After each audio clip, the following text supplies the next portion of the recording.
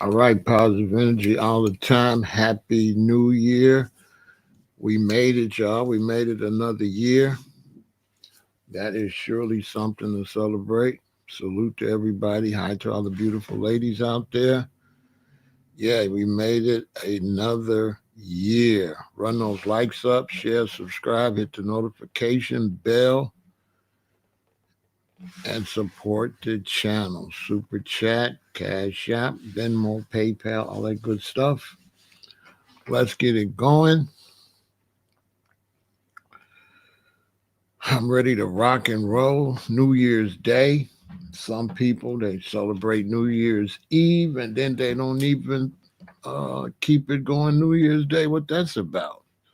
They gotta fix that. They gotta make today a bigger celebration. They gotta make New Year's Day a celebration, not just New Year's Eve night. You know, come on. We be celebrating from what 8 o'clock at night till midnight or 1 in the morning. Come on, I mean, what's going on? What's popping off today? Right, rep your city. You know how we do. Nothing has changed.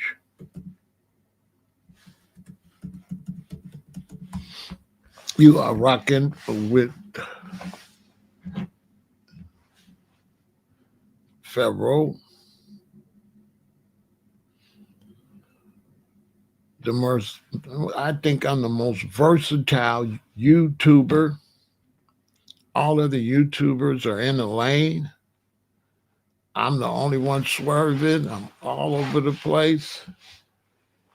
Yeah, I'm the only one all over the place. Everybody else is in the lane or cop or reporting what's going on, which I support everyone. Don't get me wrong.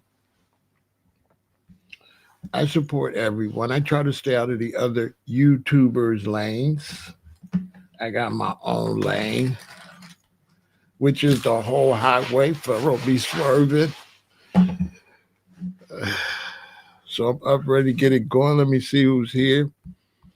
I hope you all the year is starting off great. We got New Orleans in the building. Of course, I'm representing Chicago. Everybody on FaceTime, Facebook. I mean, everybody on Kick, everybody on Twitch, YouTube, and my other Facebook account. We got Greensboro in the building. Of course, like I said, I'm representing Chicago, Illinois. Shout out to everybody on YouTube. We got San Jose in the building. We got the great city of Houston, Texas in the building. We got Fresno in the building. We got Atlanta in the house. We got Richmond, California in the building. We got Baltimore in the building. We got Buffalo, New York in the building. Yes, indeed. We got New Jersey in the building. So I talked to my daughter, told her Chi-Town in the building. Well, my brother's in the building doing it big as always. White Flame in the building. So yeah, I talked to my daughter. She said, Dad, tell me you wasn't on live last night. You went and did something. I said, yeah, your daddy was on live. She said, what was you doing? I was drinking wine. I was drinking some blackberry wine. But she said, what you going to do in the morning? I said, I'm going to get up. My morning will probably be about 2 o'clock. I was up late. And I'm gonna do what I do. I'm gonna finish where I left off on the blackberry wine. This is my breakfast. This is the first thing in my system today, boo. Okay. I didn't get drunk off of the blueberry wine. I did get a little tired because I woke up early yesterday. I probably should have napped out yesterday. I was up running around taking care of stuff, so My energy was getting a little low. But yeah, it's the first day of the year. We're going to wild out. I'm going to knock out the rest of this blackberry wine today. Maybe, I don't know. Get me something to eat. I don't know. I think I'll make me some plant-based sandwiches and some fries. I got a potato in there. Cut it up. Cut up.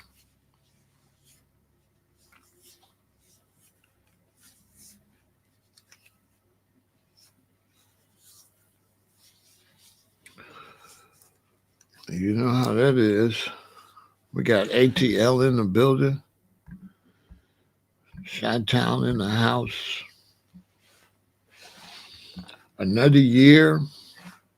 I had my brother hit me last night. Not my real brother, but we like brothers. And he been going through a lot of surgery. It was good to get a text from him. I didn't text him because I loaned him some money, and I don't be wanting to text him. I don't want him to think I'm hounding him for the money.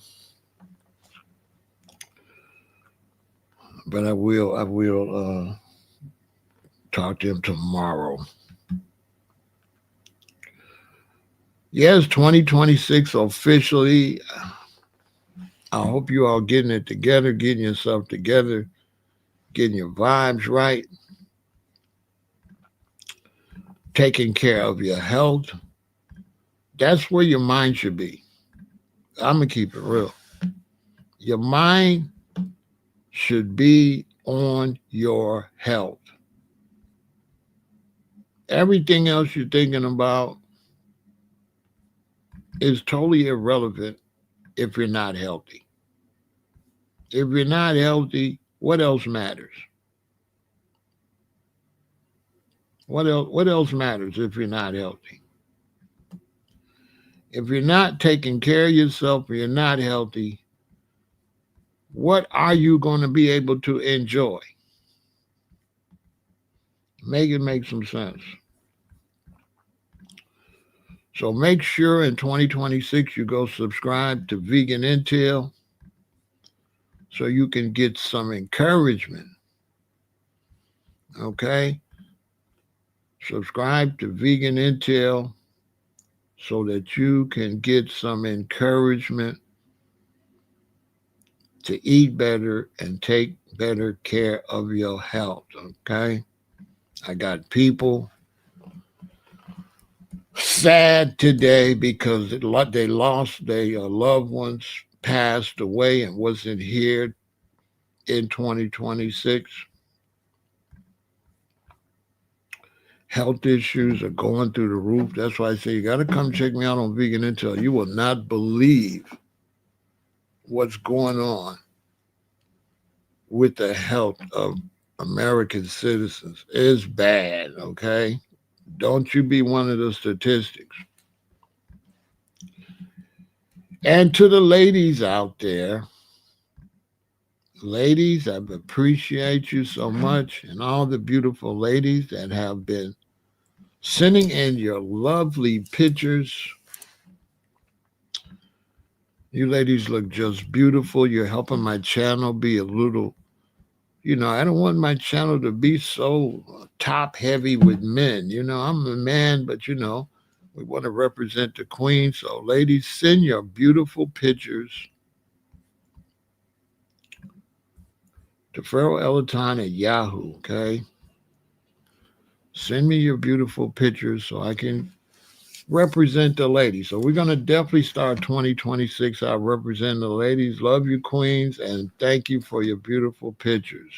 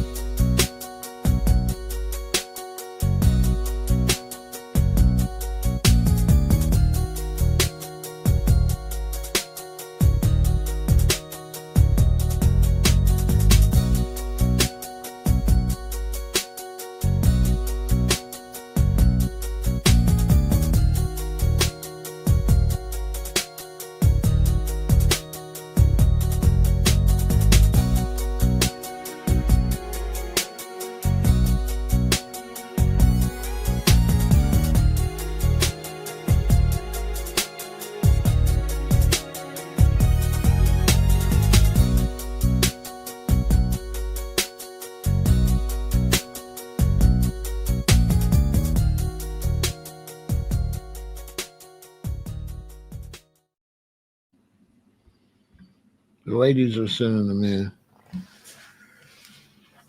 The women sent those pictures in.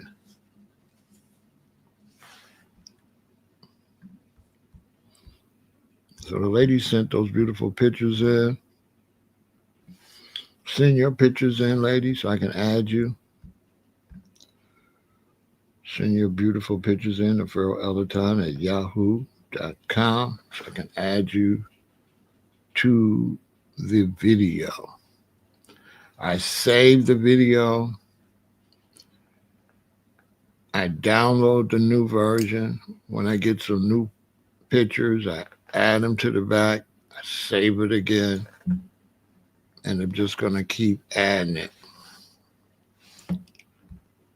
Let's get up to about 5 minutes. 10 minutes would be really great. 10 minutes of beautiful women.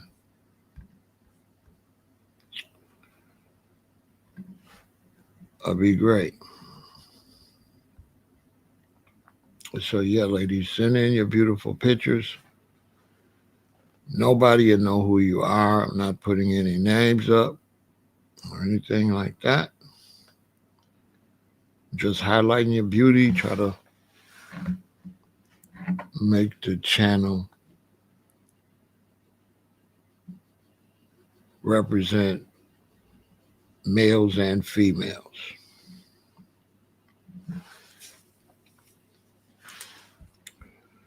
Which is a great thing. The ladies, you look gorgeous.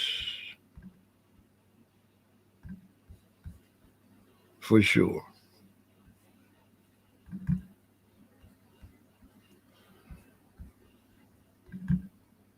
So I appreciate you, ladies.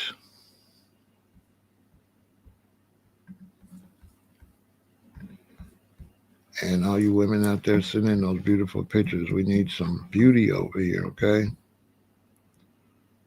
So send your pictures right here to this email address so I can add you to that gorgeous presentation.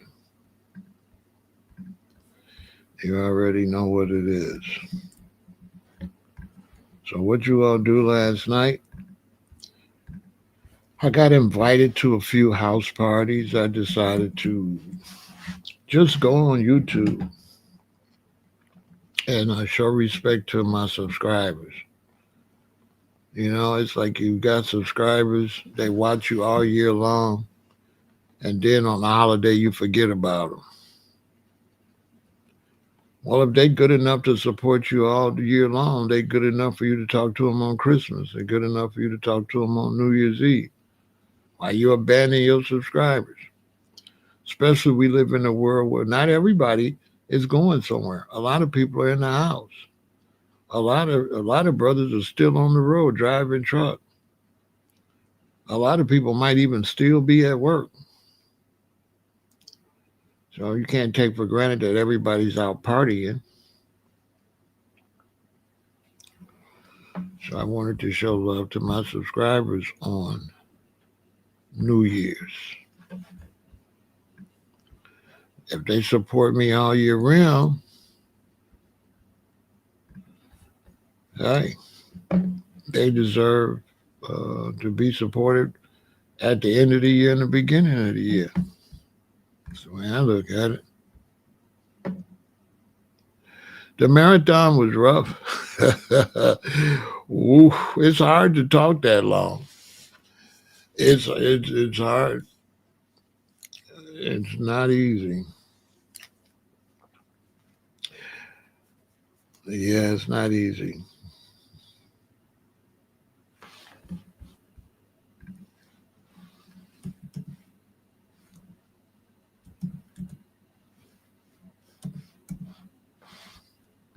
Of course, I got up and I have a ritual I go through every New Year's, and the first thing I do is I go find Uncle Murder and listen to the Uncle Murder wrap up. It was great again.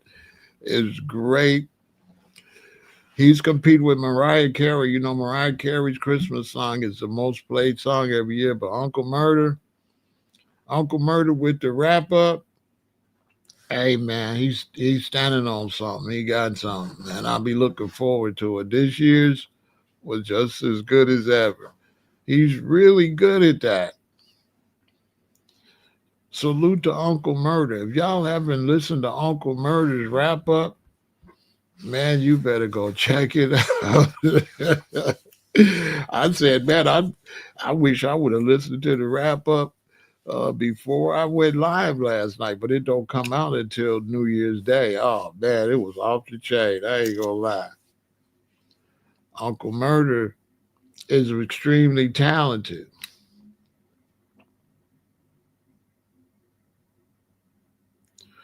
Hey, it's off the chain. Yeah, the 2026 Uncle Murder 2026 is just as good as all the other ones. He don't never drop the ball. He don't drop the ball. I'm like, dude, I believe he be writing down stuff during the year. He be writing down when stuff happen. He be writing that stuff down. He put some effort in it. When crazy stuff happened, I guarantee he got a notebook. I guarantee you got a notebook. And that's how he's able to go back and say it in order. That's how he's able to go back and say it in order. He's doing a great job. 50 Cent is the man. Ain't no ifs, ands, or buts about it. So, yeah, this is one of the few holidays I celebrate. New Year's. New Year's is a big deal to me because New Year's represent a year, what you accomplished, the fact you lived another year. So two of my favorite days, my two favorite days is New Year's and my birthday. Both of those days represent life. So those are my favorite days. I don't do holidays. I don't do other holidays. I don't do holidays. I do buy my children stuff for their birthday. If I got little children, I buy them stuff for Christmas. I don't celebrate Christmas. I buy them stuff for Christmas. And I always try to uplift my queen on Valentine's Day. I don't celebrate Valentine's Day, but I celebrate my queen.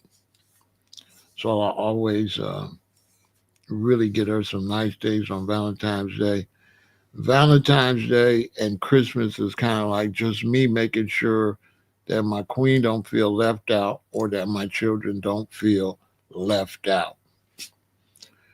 Sometimes, when you're a radical like me and you don't celebrate these days, you still got to make sure that your loved ones don't feel left out. You have to be kind of my type of life. I don't celebrate no holidays. I don't go to the barber shop. I don't get no haircuts. I don't eat no meat. I don't eat no dairy products. That type of lifestyle, you got to be kind of open minded. Everybody can't do that. And so if I meet a queen and I like her and I start loving her and she become my queen, I don't bother her about what she eats or any of that, how she does her hair or any of that. Because I feel like that's like crossing the line. And usually they'll, just by me setting an example, they pretty much change on their own. I just be me and love them for who they are, you know, and I just leave that like that. The only time I'll really press a queen if I feel that there's health concerns. If I feel it's health concerns, I got a queen and she start getting too big. It's not the fact that you're overweight, but baby girl, you're gonna get sick. You're gonna get sick. No, you can't eat like that. No. So I gotta lay my foot down if it's gonna save her life. With this being 2026, look how many people we lost that were somewhat responsible for their own demise. People are actually eating themselves to death and using illegal substances to death and gang banging to death. You out here just gang banging, just promoting violence, pushing violence, and you reap what you sow out here. Put the guns down, man. Unnecessary. Guns are for self-defense. They're not for aggression. You know? Guns are for self-defense. They're not for aggression. You young brothers need to chill out. Y'all out here wilding. Go get you a trade. That's what you do. Go get you a trade, young black man. Go get you a trade. Yeah, so boom, I'm back up on dummy on my Manischewitz blackberry wine. Some of them you have to watch them. Some of them have artificial colors in it. This is the only one don't have artificial colors.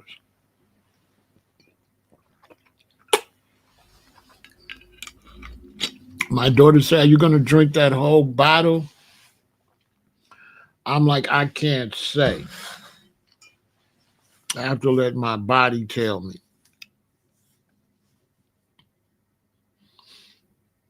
Yeah, so I'm the eating habits. I'm addressing a brother that said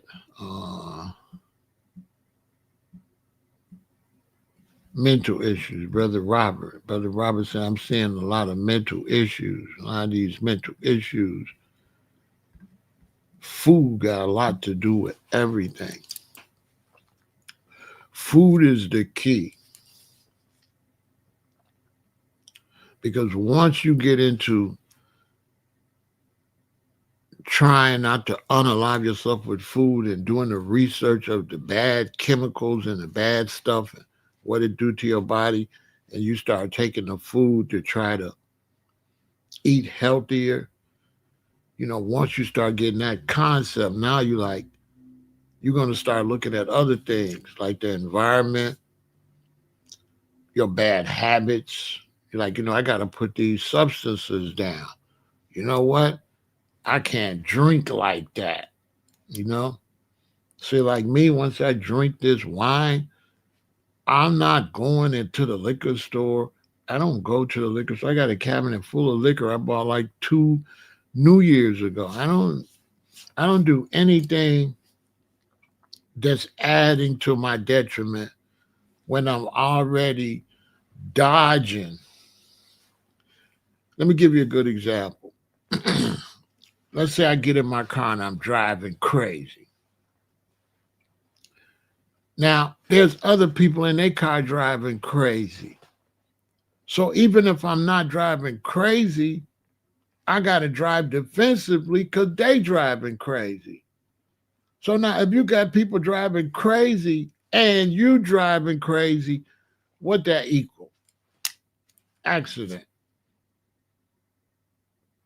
You could be in an accident without driving crazy. So why would you raise your odds?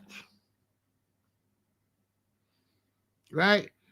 Why would you raise your odds?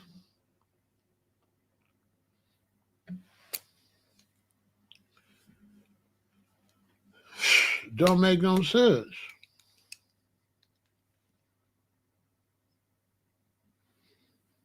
Why would you raise your odds? And so when you look at the dinner plate,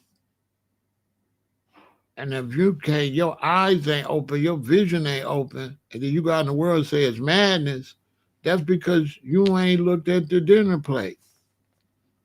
But if you look at the dinner plate, why you surprised at madness? Your whole freezer and refrigerator is madness. Your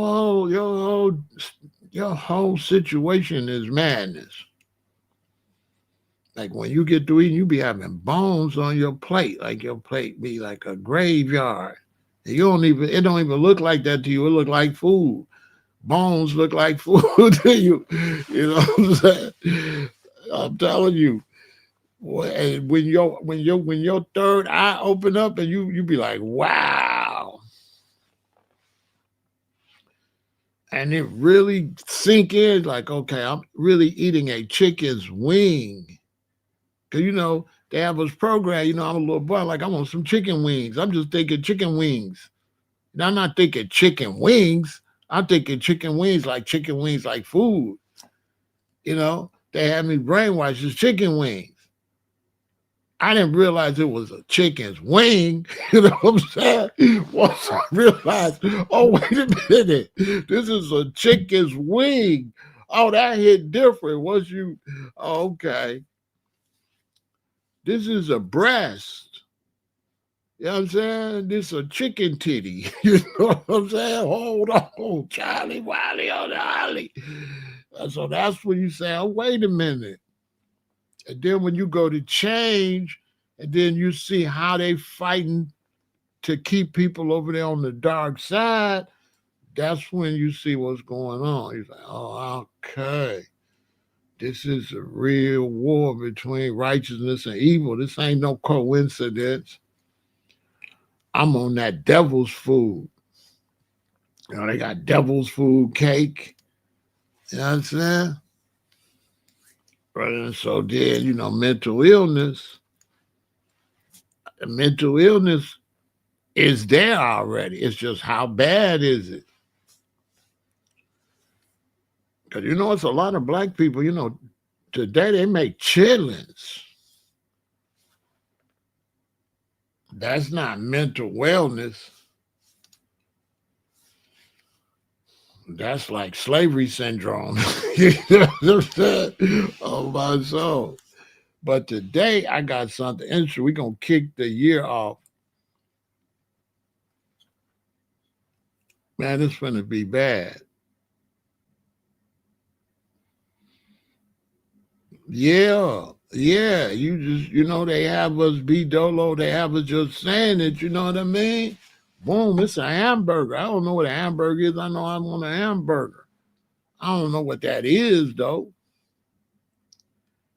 And then once I find out what it is, and once you find out a hamburger is ground up beef, by the time you get to 2025, you still don't know what a hamburger is because it's ground up, but is it beef? So then it get real crazy. So you got to watch everything because they'll take some trash and stamp it vegan. And it's like, you know what I'm saying? What you mean vegan? You know what I'm saying? What is in it though? So then even us as plant-based vegans, we gotta really be watching these people, which is another like satanic trick. Because if you mess up the vegan food, then the meat eaters will be like, well, that ain't no good anyway. So that's another trick. Mess this up. So when you tell them to eat healthier, they find out this ain't healthy either. Got them. This ain't healthy either, so it don't matter. I'm just gonna go ahead and get my diabetes and my high blood pressure. You know, I'm just gonna get my amputation. Yeah, I'm just gonna get my leg cut off. I don't care. But what I'm gonna talk about today, follow me on Vegan Intel for that. I moved all that over there. Yeah, follow me on Vegan Intel. I moved all that stuff over to Vegan Intel. All that information has been moved. So you got to go to Vegan Intel, YouTube at Vegan Intel, subscribe. I don't even have 1,000 subscribers. But I tell you, our people, if I was over there, Bozo Circus channel, talking about beefs and stuff, man, I have 100,000 people over there. We tripped out. But to kick the year off right, I'm going to let y'all know that America is going to be broke. Yeah. It's a high possibility that this economy totally collapses under the Trump administration.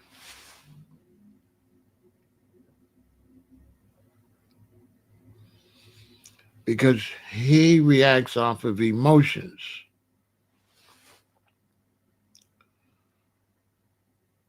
And now, when we hit the fiscal year, because a lot of people don't understand is that when you will not know about 2025 until 2026 when the books come in. Now they know, but they won't tell you how bad last year was till this year.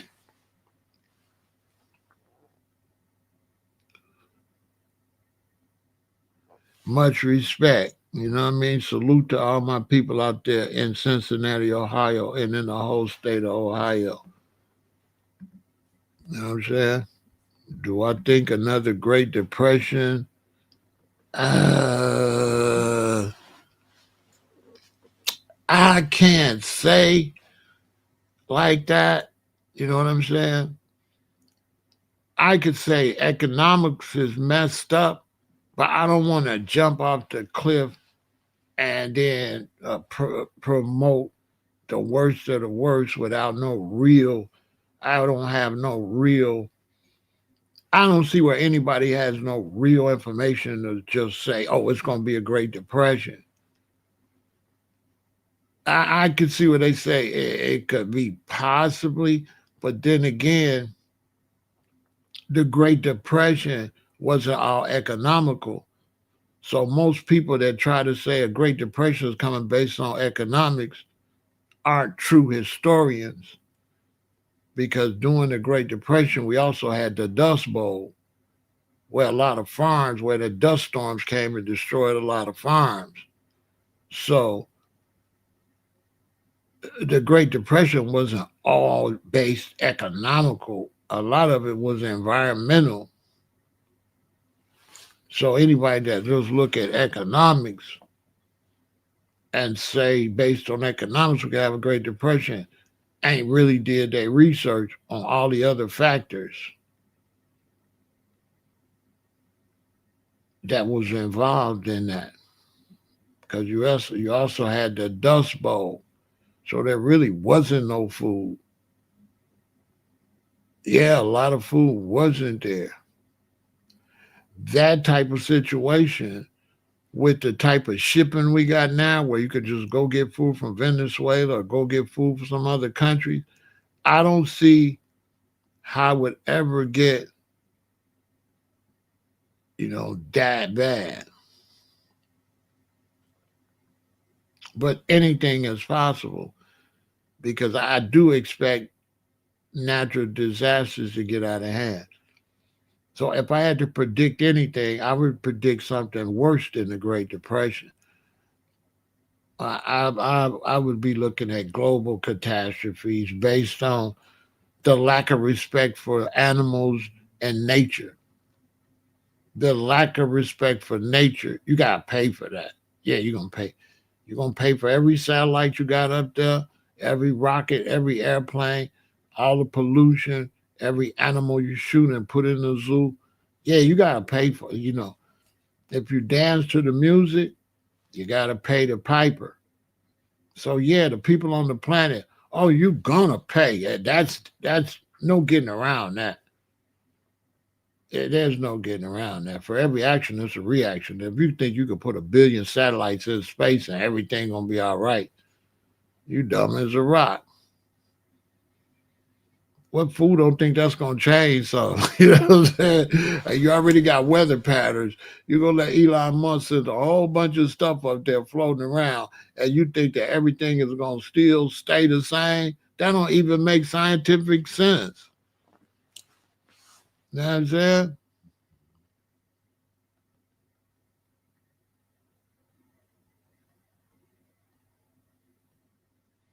You know what I'm saying? Heck yeah, they're already showing up. You know what I'm saying? In the ocean, you got the ocean, and you got the deep. Down in the deep, they can't see down there. They can't go down there. So you have the regular ocean, then you got the deep. And in the deep, they can't see nothing. and they ain't got enough inventions that could take the pressure down there. So there's creatures in the deep they ain't seen. So it's like when they go in the ocean, as they go down, they still getting some light from the atmosphere. Once they go so deep and they not getting no light from the atmosphere, no man-made light work. A lot of people don't know that. So your flashlight not gonna work unless you getting some light from the atmosphere for there to be some type of reflection. So when you get to the deep and you turn on a flashlight, all you're gonna see is the tip of the flashlight lit up. You ain't gonna see no beam or nothing. You ain't gonna see nothing. It ain't gonna light up nothing because it can only light up stuff if there's some illumination already. So when they go to the deep, they can't see. They can't see nothing. There is no light they made where you can see down there because all light needs light to work. And when you get down to the deep where there's absolutely no light, you can't see nothing down there. Now, if you know anything about nature, you know that there's creatures that live in that particular environment. Every environment we got, there's a creature. It's cold, it's a polar bear. It's this, it's that kind of bear. It's this, is this. So what lived down there?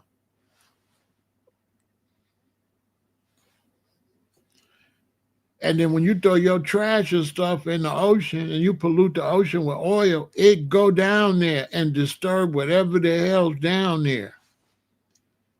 And most likely, the big things down there, you don't want to disturb them.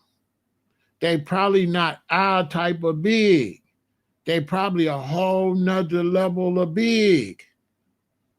I'm just saying.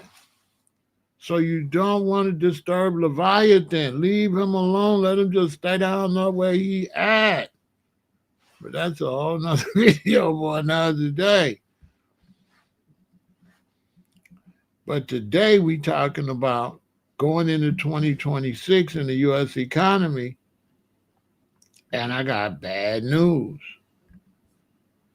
The U.S. agriculture sector faces a projected basically 50 billion trade deficit, 49.5% trade deficit for the full fiscal year of 2025, which would mark the largest annual agricultural trade imbalance on record.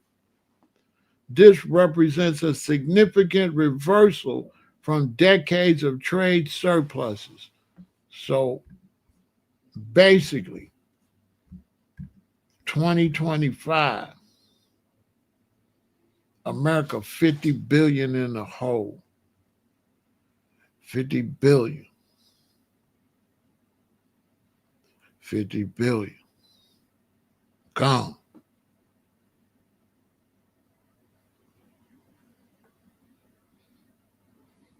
Bad news. Trump, oh, he don't know what's going on. He's senile. Oh, he's sick and old. He'll just be blurting out stuff. This what happens when you become a fan and a cheerleader. Then you can't see good. You can't even blame Trump. Any fool can see Trump don't know what's going on. Trump is old and senile. And wake up Monday, do one thing, and wake up Tuesday, do something else. Who wake up and tear up the White House? Just wake up. Just tear that down. Spontaneous like that. But Americans have become fans of athletes, especially the men. These are softest men in the history of the planet. Ain't no terrorist money. Ain't no terrorist money. The fact people even believed that idea was going to work.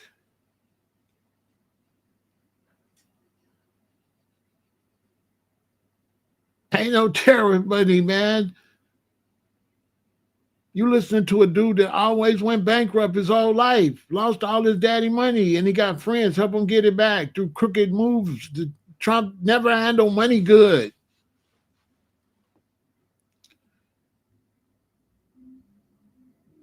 Trump ain't got about no money. The Trump family was built by dad. Trump's daddy was the money getter.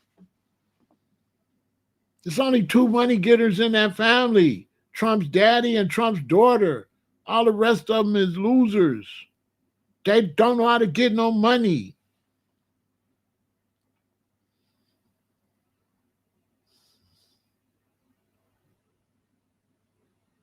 Donald Trump is an actor. He acts like he can get money. And he gets money by acting like he can get money.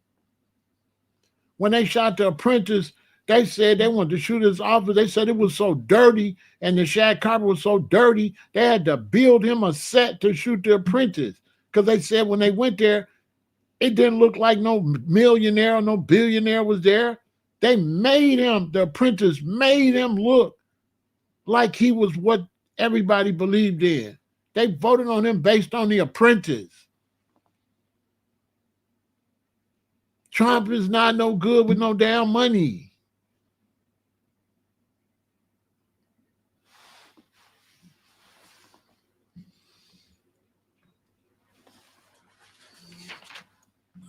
So the U.S. is 49.4 billion loss in agriculture last year. $49.5 billion deficit. Mostly destroying the cattle ranching and farming. They going broke. Cattle ranchers, farmers lost everything. You can expect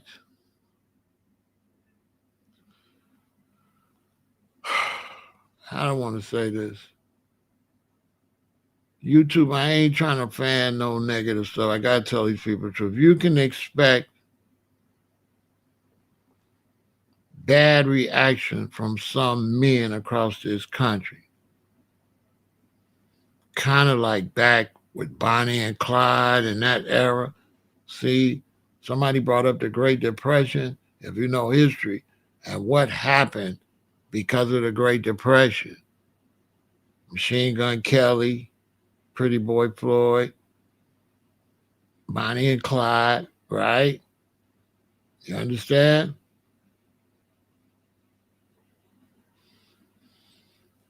You understand? So he say, if that's the case, why the gas prices going down? What do gas prices got to do with cattle? Are you confusing me? What do gas prices got to do with the cattle and the farming having a deficit? And what make you think that the reports of the money would be already affecting you? These reports won't affect you until May.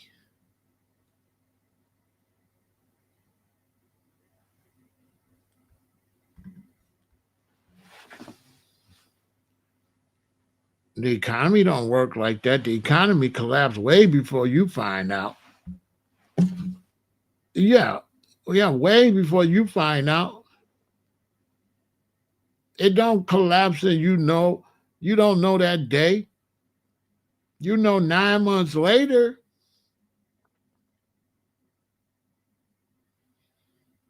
But I'll answer your question. Gas prices is down because ain't nobody going nowhere because it's winter time. Gas prices don't go up till vacation season. Gas prices down because it's cold outside. Everybody's working. Nobody's got vacation. Everybody take their vacation in the summertime. Nobody's buying any gas. Duh. Nobody's buying gas in December and January.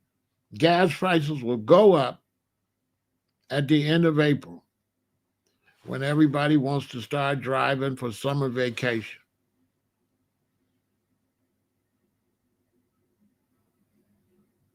I mean, basically.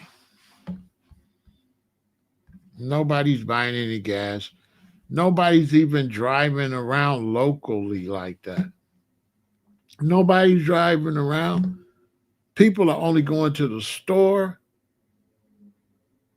and emergency situation. I live in Chicago. It's wintertime.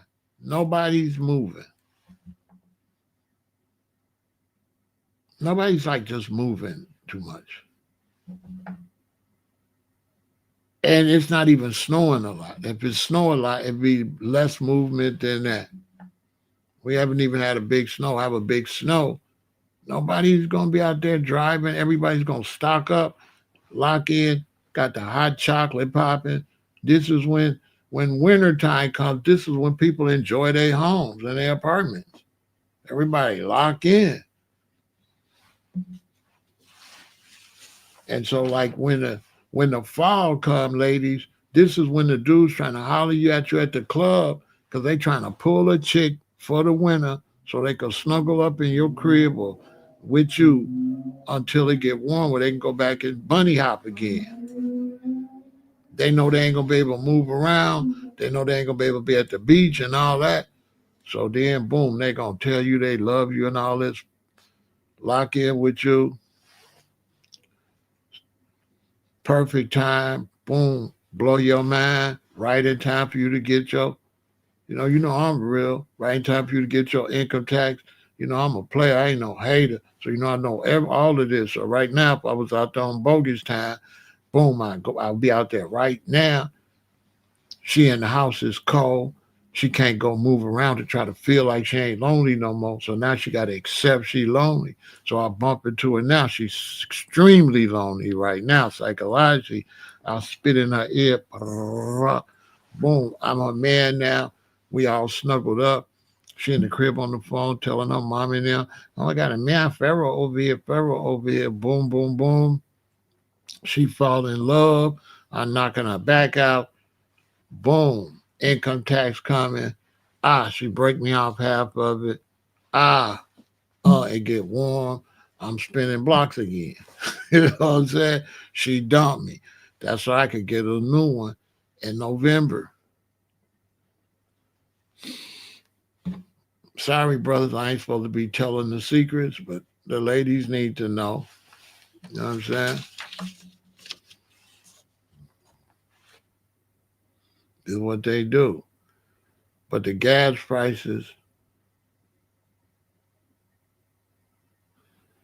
go down. Ain't nobody going nowhere.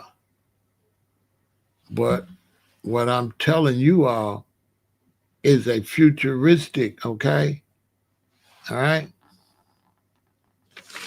What I'm telling you all is futuristic, all right? I'm letting you know what's coming. This got nothing to do with the past. Although I've been telling y'all they knew it and they've been moving stuff around at Whole Foods and they knew. But the system worked like this. All right, let me break it down. 49.5 million. They don't like to give no final statistics because they try to see what type of magic they could pull off for Thanksgiving and Christmas. Maybe that could just say 45 billion. So they be rolling the dice, try to figure some type of magic for the final report. Now this is the final report. Now you see the backlash from this point on because everything you've been living off of was not 2025 stuff. You in 2025, you was living off of 2024 benefits. You understand? Everything that's been going on in your life been based on 2024. And that quality of life went down a little bit. So considering, right, that dad went down, guess what it's gonna be like in this year? They letting you know. They telling you. What it say? The widening trade deficit is part of the broader economic crisis for U.S. farmers who are dealing with it. Crisis. If Trump and them chased away all the migrants and couldn't pick a bunch of strawberries and stuff, right? In September, October, November, when are you going to see the damage from that? You're not going to see the damage September. You're not going to see the damage October, November, December of the food not being picked in. You're going to see that now. If you think I'm lying, when you go to the store, take out your phone, take a picture of the strawberries, the price. Take a picture of the tomatoes of the price. And go back in the store in July and take a picture. And watch the difference in the price. Because now you're dealing with the results from 2025. It's like somebody punch you, then your eye swell up. Your eye don't swell up before they punch you. You look beat up after the fight. So this is after the fight that we're going to look beat up. Yes. Look.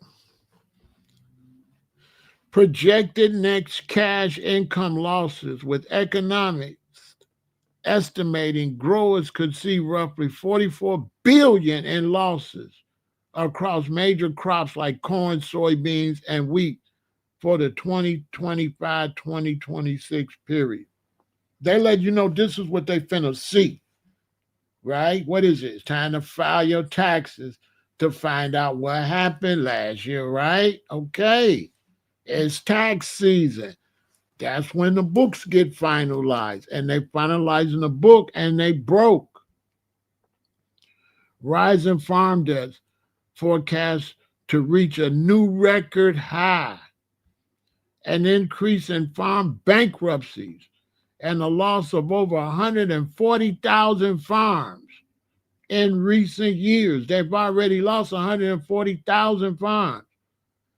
While earlier USDA forecasts in May 2025 projected a record $49.5 billion deficit. Later revisions in August slightly lowered the forecast. So they forecast that they was going to lose 49.5. Then they lowered it, said, no, we might only lose 47 billion, but they guessing. Now they know. Now they know. Now they know. And now they say, okay, we was right the first time. 49.5 billion. Gone. Gone.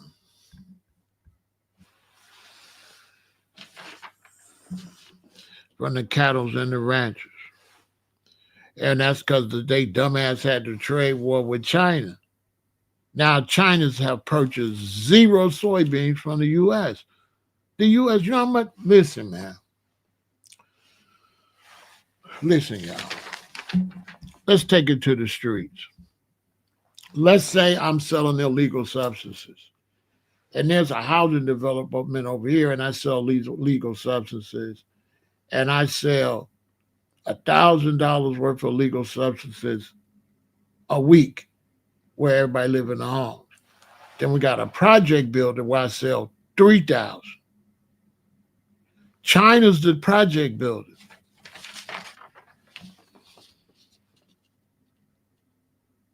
How big is the Chinese population, y'all? Would you stop selling soybeans to China? Listen, do you know how much money you lose when you stop selling soybeans to the biggest population in the world? One of them. You know how much money that is? Do y'all have any idea how much money America lose if the Chinese don't buy nothing? What fool would run away that big of a market? There's only 360 million Americans. There's a billion some Chinese, probably more than that. Hold on. How many people in China?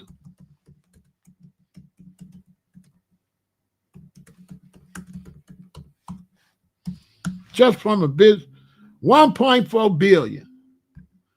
Man, it's 1.5 billion people in China. We don't even have 500 million. Who would lose that business? That's not a business. If America been depending on that money, if you lose that money, guess how much stuff you can't do no more? Where the hustlers at? When you hustling and you get money and you got this house selling and that selling and that selling, and it's bringing in so much money. Your baby girl got the new Seville or the new Benz. You got the new BMW, or the children going to private school. Certain money going out. Now, they raid this, close that. Are you going to be able to keep your lifestyle?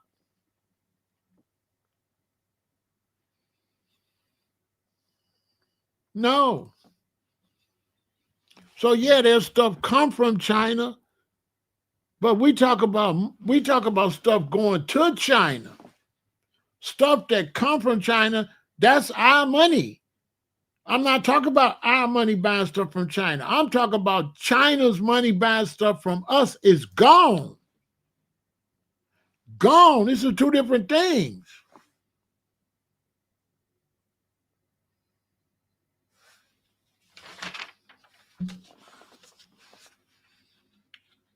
China has purchased zero in soybeans from the U.S. China is now trading with Brazil and Argentina. So Brazil and Argentina just came up. They came. How much more money does Brazil and Argentina have now? You're going to start seeing more underdeveloped nations be more developed than the U.S. You look up at Brazil in 3 years, it's like, dang, it's not. Everybody want to move to Brazil. Everybody want to move to Argentina. America, old buses, old trains, cutbacks at school, cutbacks here, cutbacks there.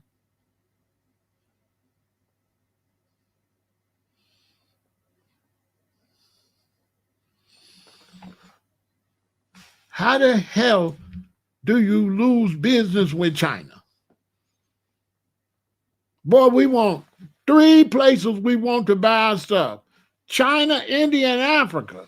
Boy, that's money. How do you lose business with China? Bro, how do you mess that up? So the Chinese now have bought zero soybeans and now going to get them from Brazil, Argentina. Ain't buying no beef. They ain't reported that. All the reports ain't came in. Wait till the reports on the beef industry. The China's buying beef now from Australia. Beef down. Not only that, Canada ain't buying nothing from us. Canada is not buying anything from the U.S. We losing all the countries not buying from us because Trump is an idiot. He ran away all the business. While a lot of Europeans was there cheerleading for him on some more, racism, weirdo type of low level, Dems Republican low level concept. No national or international concept. Just some weirdos. You know what I'm saying? Just some weirdos on some small racism. Man, listen, to all the whites like me, racism is trash. You're going to go broke with racism. Racism is trash. It's time for white Americans to know the truth. Come watch Big Pharaoh. Racism is trash. You can't get no money with racism because white people don't own everything. Duh. You got to have to get into the world. Y'all, white Americans, you've been isolated too much. You really thought you was that. But in the world, you ain't nobody. You ain't nobody in the world. You only like 7% of the population. Some people get mad. They say 10. Okay, I give you 10. You 10% of the population out of, and there's 90% that ain't you. How you going to do business when you're only 7 to 10% of the world population? You don't even got enough manpower to do nothing. How you going to compete? How you going to compete?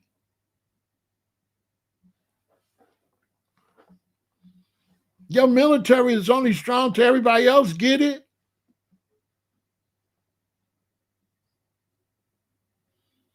Crazy. Bought into a 1950 ideology, white Americans. They still think it's 1950. They still function like it's 1950.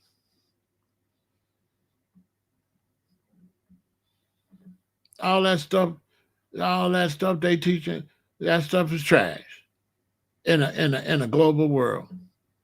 Once the world went global and once everything got plugged up globally, it's a wrap. Elon Musk can't save you. Elon Musk is a misfit child that was born weird, that got a weird body shape, that probably won't even live that long. That's why you got to wear them big old coats, because his chest is all weird. Yeah, you can't base your future on Elon. You can see Elon's a weirdo. Everything he's trying to make, as soon as he pass away, all that stuff will be closed. Who gonna follow? Who gonna follow through? He got 5 billion kids that don't know how to do nothing either. You put all your energy in him, pushing his daddy's white South African hate. He was born in apartheid South Africa, so he's born under a nut philosophy. That stuff been gone. That's what I'm trying to teach black people. Don't you buy into racism. Don't you be no racist like them. That's a losing philosophy. Don't be no anti-white, anti this and that. That's not it. Let them go and let them be that. A lot of whites is finding that out. They ain't with that. Stop lumping them together too. That's not that. A lot of people know that's not that no more. Black Americans, if you become like the opposite of white racism, you ain't gonna go nowhere. You ain't gonna go nowhere. Everything Trump and them and represent is Flintstone stuff. That stuff is over. Charlie Kirk was pushing this white stuff, but it was whites that unalived him. Okay? Okay, so how white is that? Let's just keep it real. How much did they believe in all that white stuff he was talking when they was white and they unalived him? That stuff is fake.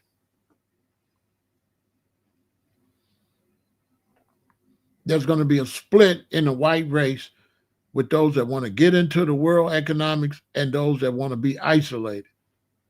And those that want to be isolated, pushing supremacy, they will starve to death. They will go broke. And they will lose every war they get in. Because I don't care how much weapons you got. If you ain't got no numbers, you cannot win. It don't matter how many guns you got. If you only got 10 men, what difference do it make if you got 100 guns? You only got 10 people to pick them up.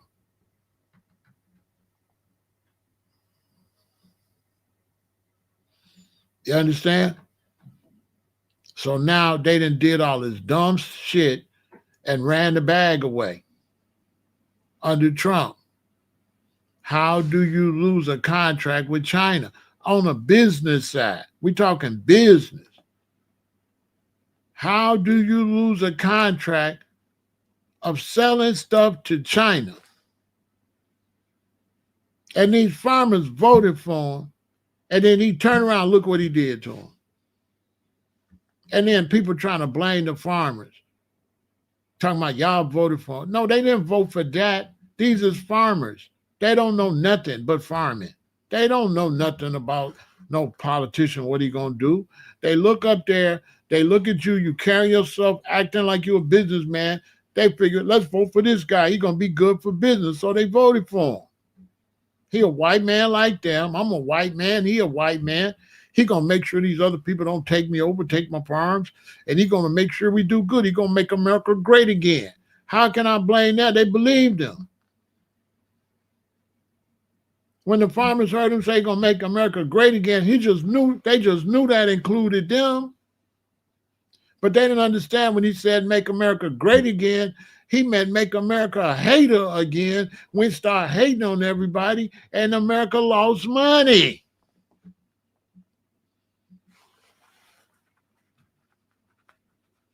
Lost money. Because he's too old and senile. He always was a bad businessman. Imagine an 80-year-old bad businessman. He is too old. And people say this is his fault. This is not his fault. This is the Democrats' fault. All of this is the Democrats' fault because Biden was too old.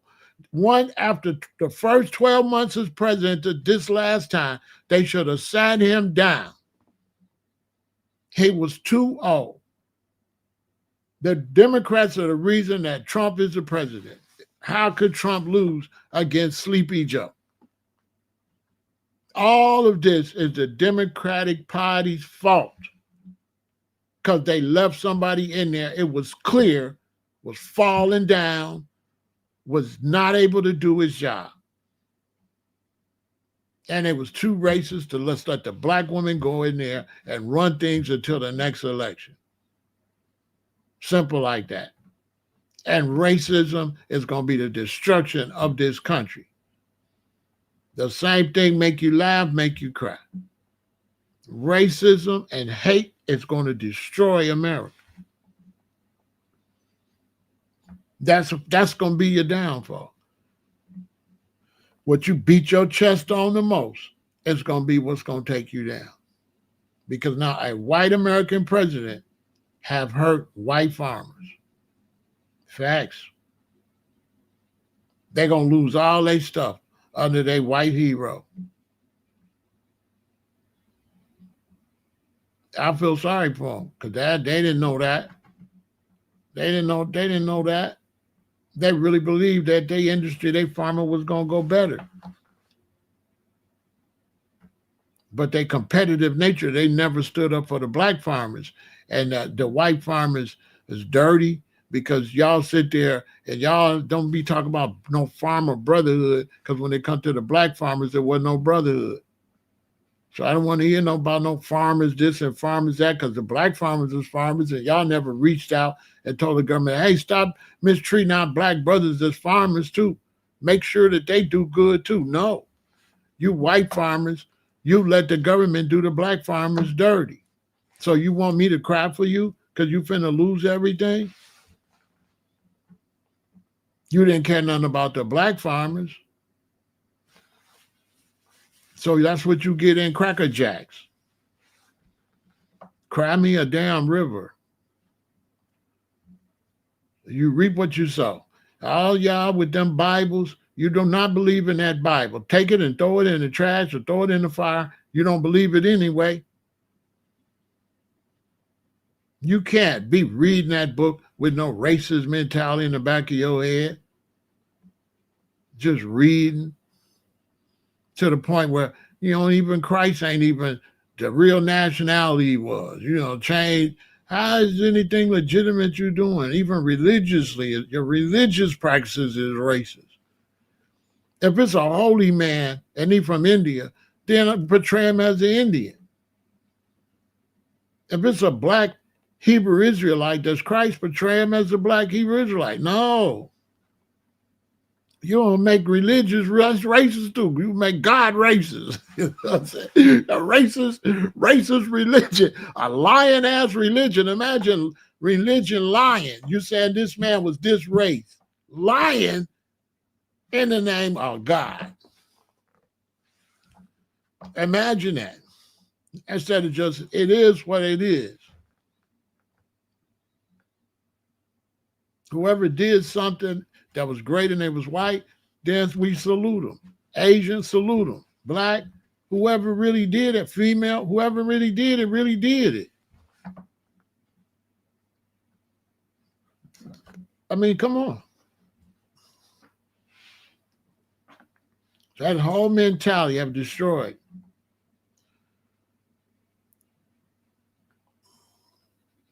The sad thing about it is the general public, a lot of YouTubers and social media content creators going to be, yeah, until they go to the store.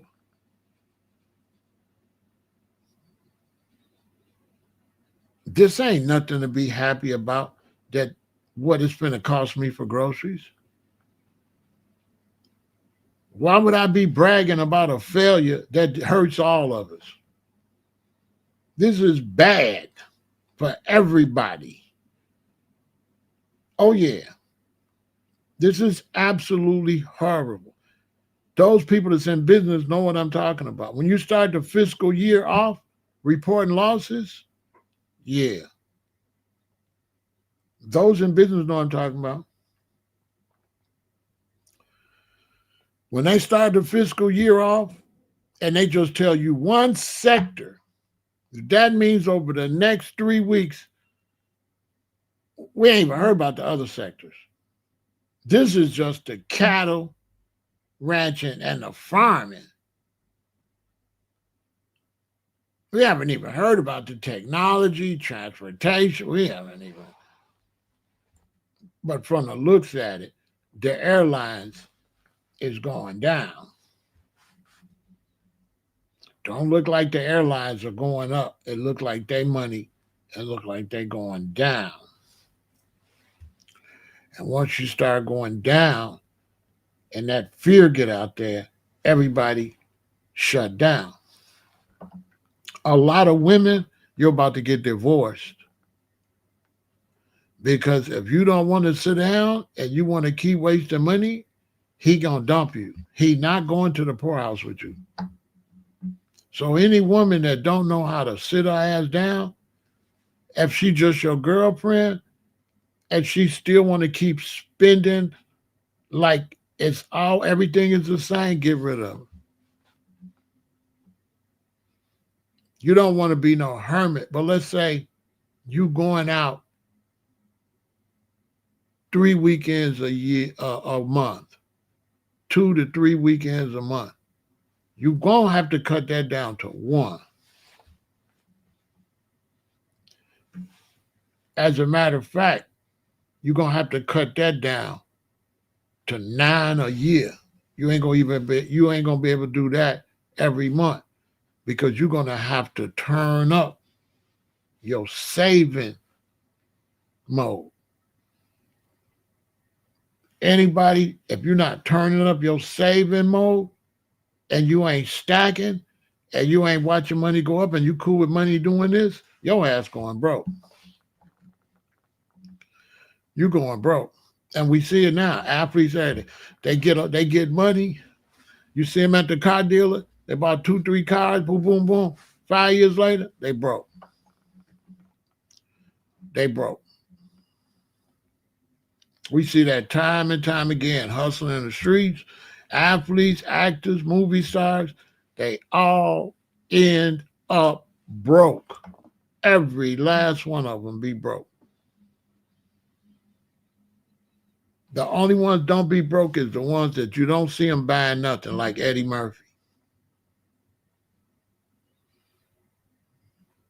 That whole buying stuff for somebody to look at you and rate you.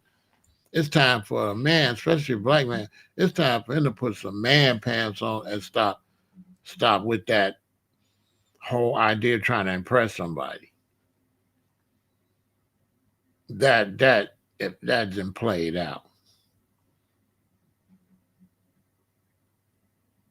If you buying a car for everybody to see it, you a lame. You basically a lame. You're lying. You don't want money. You don't want money. You lying. You want the junk. You don't want the money. When you want the money, you don't want the junk.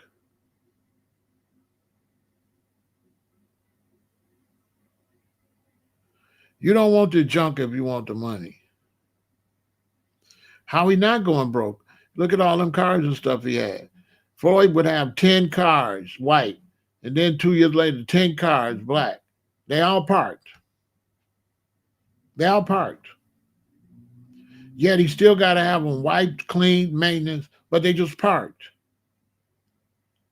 You get to the point you buying stuff to lose it or to die with it. You got 10 luxury watches. And there's not 10 things you could go to safely with that thing on your wrist.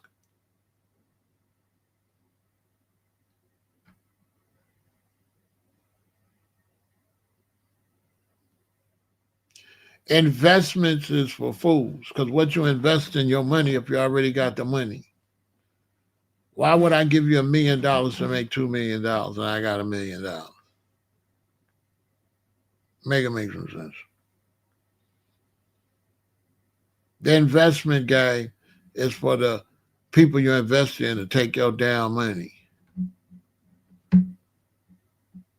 Invest for what? You got money already. Oh, but Pharaoh, don't you want to make more money? I tell you this, the greedy become the needy.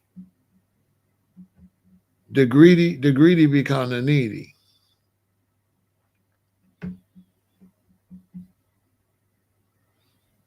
That's all.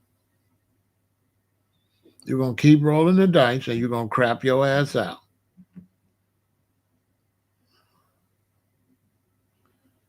I mean, invest in self is a trick word because if you're already making money, invest is a trick word, right? So I don't like just throwing it around because it's kind of a trick word. So let's say I'm a businessman. Of course, I'm investing. I'm making money. I got a business going good. I'm making money. And then they be teaching to invest. So now I'm investing my profits from investment. That's where it get goofy at because I'm already winning.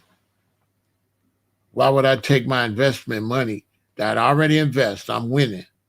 Why would I just keep investing? So now I invest in this, it flopped. I just threw money away. So that's investing is tricky. Because if you already got a good thing going, why don't you just sit still? How much money you want? Well, typically, the main reason people want more money is because they throw more money away. If you look at anybody that want more and more and more, you'll see them throwing money away.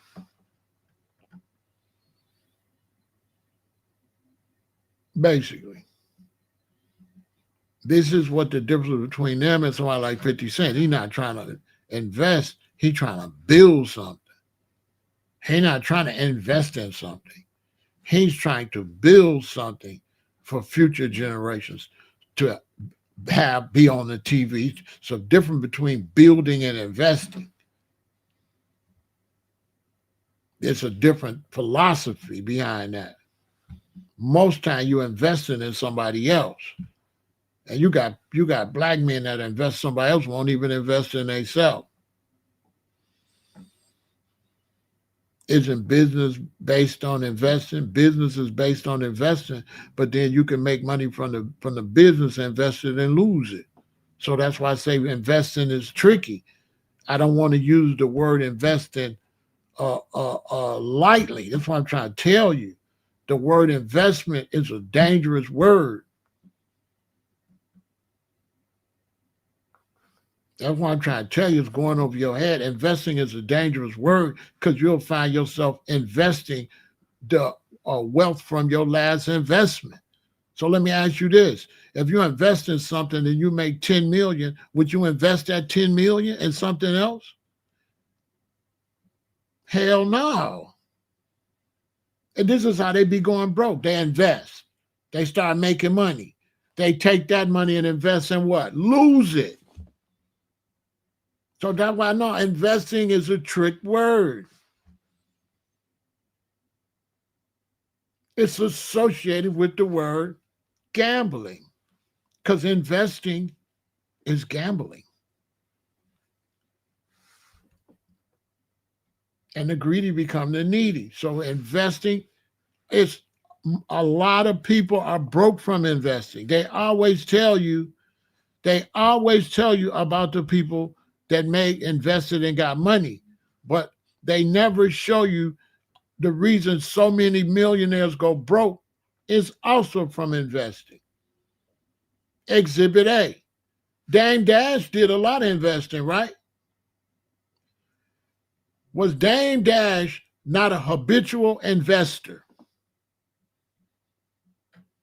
And his last little movie company sold for what? $100.50. He was investing. Dame Dash. Investing. And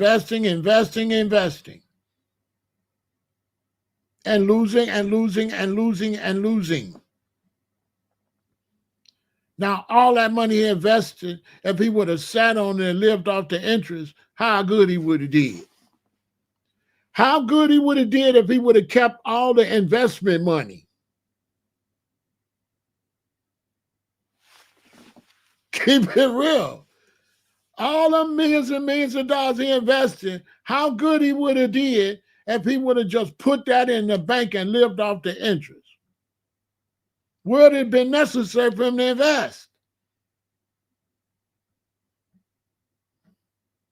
No. He had alcohol. He had gasoline, all type of tenant constantly investing and losing, investing and losing, and investing and losing.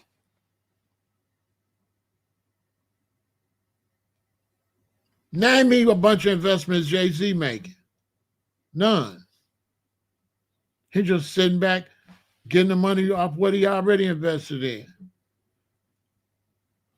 You don't hear about Jay-Z every day investing in no new shit.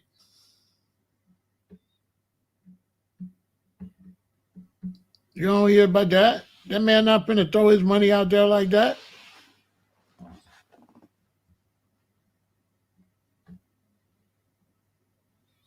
Before them people invest $10 million, they got $1 billion. But investing, I have to be careful when I'm talking to my audience. So that's why I'm being careful. The word investing, take it from a businessman. Investing ain't a win. The word investing means gambling. You understand? Investing means gambling. You got a record label, you invest in a rapper, okay? And he don't blow. That was an investment. And guess what? It's an investment gone. Yeah, it's an investment gone. So investment is not, see what I'm saying? They be playing with y'all. They don't really be telling y'all the truth. Investing is gambling.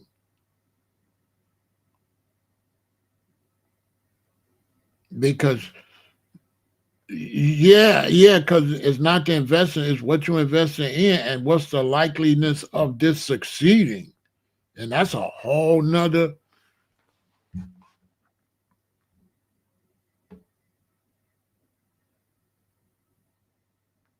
That's why a lot of whites is rich. They'll see a company look like it's going to do good. They'll invest in it. They'll put 100 million. And when that 100 million go up to 150 million, they'll sell. They won't leave their money there till it crash. They do what they call getting while the getting is good. They'll put the money in. That first initial growth, sell. They will not leave their money in there and watch that shit grow and watch that shit crash and lose no. Because then you lost everything. They go in and they get out. And if they invest 100 million and it drop down to 90, they sell. Because they're like, I'd rather lose 10 million than a whole 90.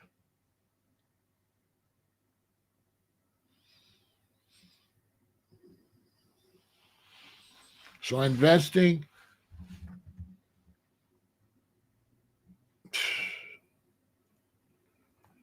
if you take 100% of investing, only 7% win. The other 93% lose.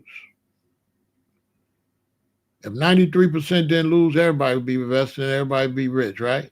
Everybody would be richer. It was that easy, wouldn't they? Wouldn't they?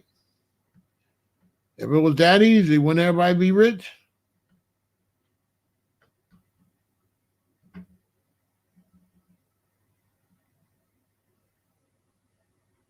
If they got something for me to invest in, and I could put in 50,000, I could lose 50,000. That same amount of shares, if they want 20 million or they want 2 million, that's how you know that one's winning. Because once it's winning, you can't invest with no bird food no more. You can only invest before it pop off. Once it pop off, you have to put more money in when it's a sure thing.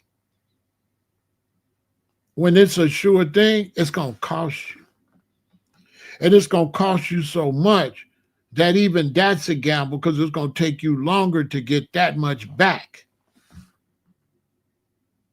So if this thing got so hot where the least investment I can make is 100 grand, I'm not finna get no 200 grand back quick because then it already went from zero up here.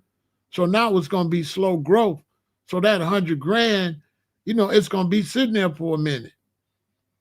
The ones that made a lot of money was the ones that gambled when it was nothing, but gambled. So that's how that game goes. So once something is really good, your investment is not going to bring back quick returns anyway. So the whole idea of investment is to roll the dice and jump off the cliff of something that ain't nothing. And then if it happens, you score. But once it pop off, you can't make the same investment here and make the kind of money I made when I invested there, but I could have lost everything. And you necessarily won't lose, but you won't necessarily make money like I did because it's moving slow now. Ask somebody. You ain't getting no quick returns if it's popping.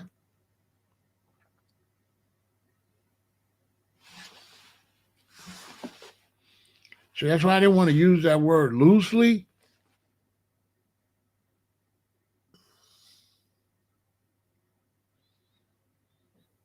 And confuse people and have you lose your money. I didn't say it's wishful thinking. Investing is gambling.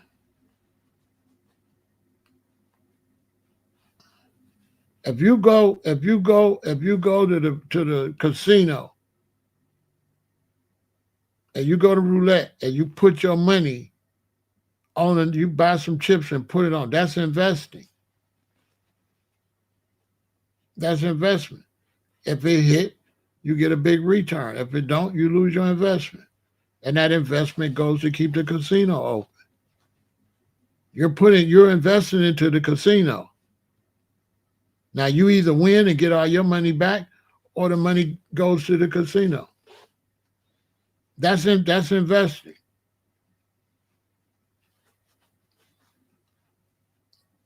When you invest, you're gambling. When you start a business, you're gambling.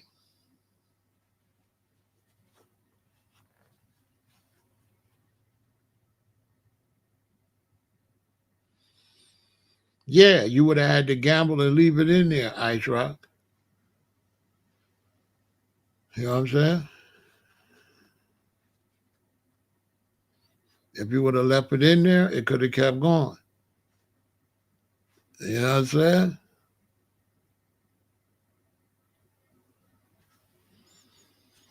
Well, then you ain't no investor.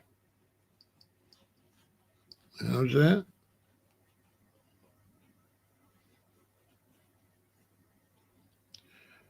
You don't.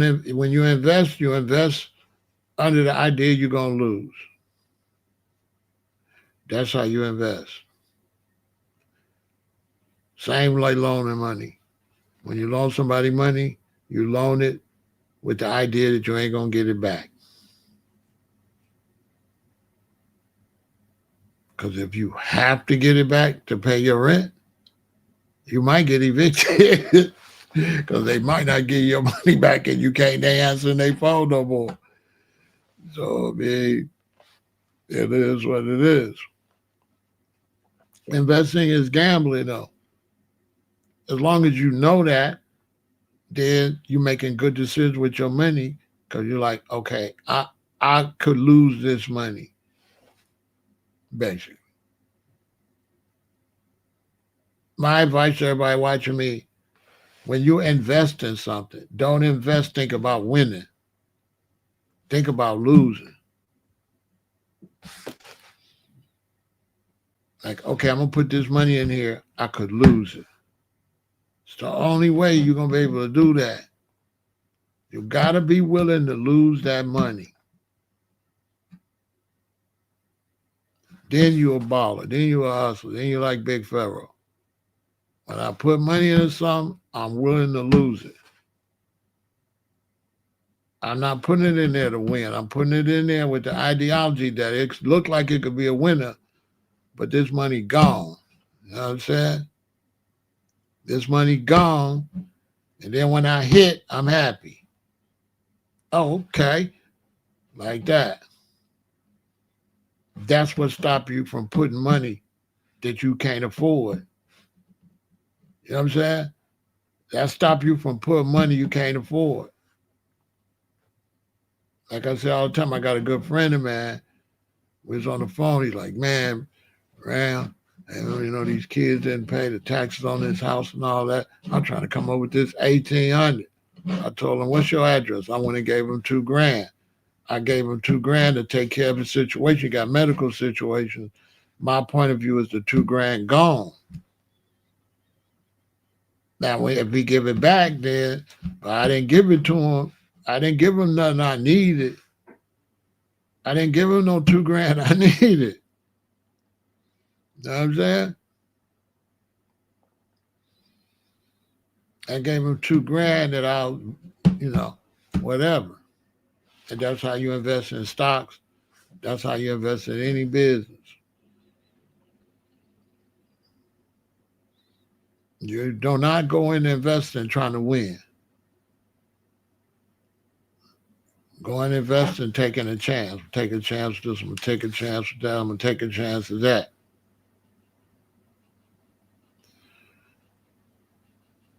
No, I don't give away I don't put no money anywhere. Any money, any investment, I'm taking a chance. That's just how the game go.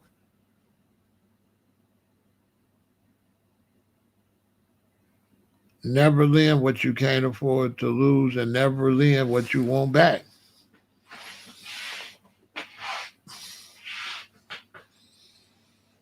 If you get it back, it's gone. And if you get it back, cool. But it's gone. If you can't function like that, you ain't gonna be no good businessman. You're not gonna do well out here.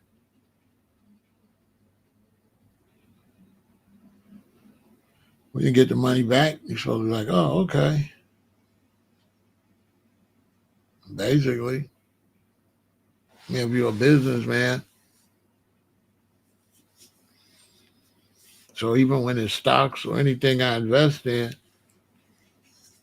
it's money that I'm giving away. I'm not investing for these stocks to do well. That'll make you invest too much. That'll make you make a bad investment. You're like, this is a sure winner. And you invest $5,000. When if you would have just invested, like maybe you probably would only invested 1,500 or $2,000. But because you're trying to win, right?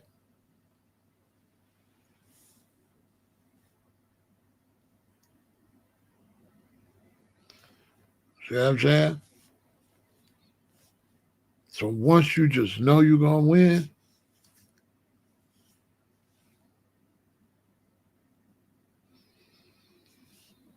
what you talking about? You're trying to give away your money like that. You don't make no sense. It's like you don't. It's like you got bad understanding or something. It's like your understanding. And what you mean we? Speak for yourself, bro. Don't come over here with that we stuff. Let everybody speak for themselves. Don't come over here like you speak for the whole chat. Speak for yourself. What do you mean we? Who you speaking for? Everybody in this chat? See, people like that be trying to it's almost like they trying to turn people against you. No, Pharaoh, we ain't. You know what I'm saying? Why would he say we? Why would he use we? You know what I'm saying? Why would he use we like, nah, we ain't rocking with you, but it's just you. See what I'm saying? That type of psychology, when I see that, you know what I'm saying? When I see people do that, them is snakes right there.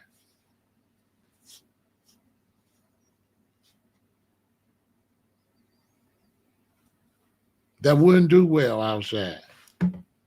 Because outside, people will be like, yeah, I'm K Biz. And people be like, oh, yeah?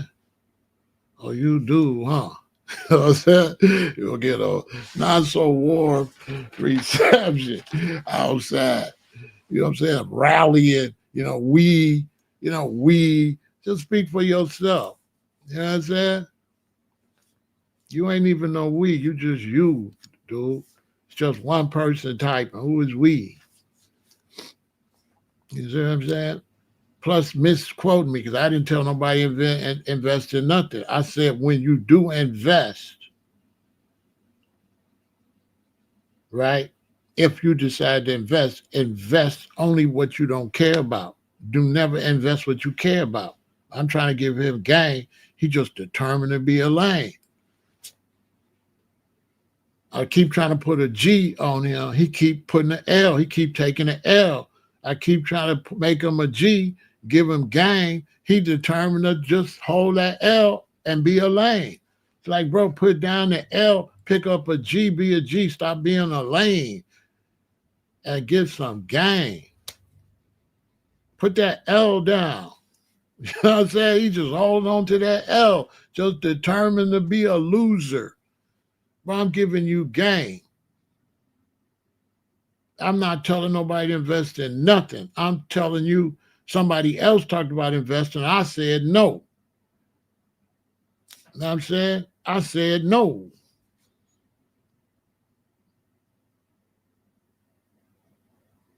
It's gambling. And approach it as gambling. And don't gamble nothing you ain't willing to lose. His fool turn around and say, we ain't willing to lose. Well, then don't gamble. Duh. They're like, we ain't willing to lose our money. What that mean then? That mean don't gamble.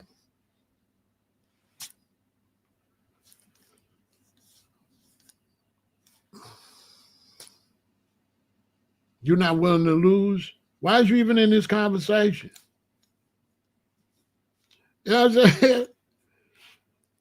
Crack in a conversation about investing, but I'm just all of just negative energy. You know, I don't be really liking negative energy like that.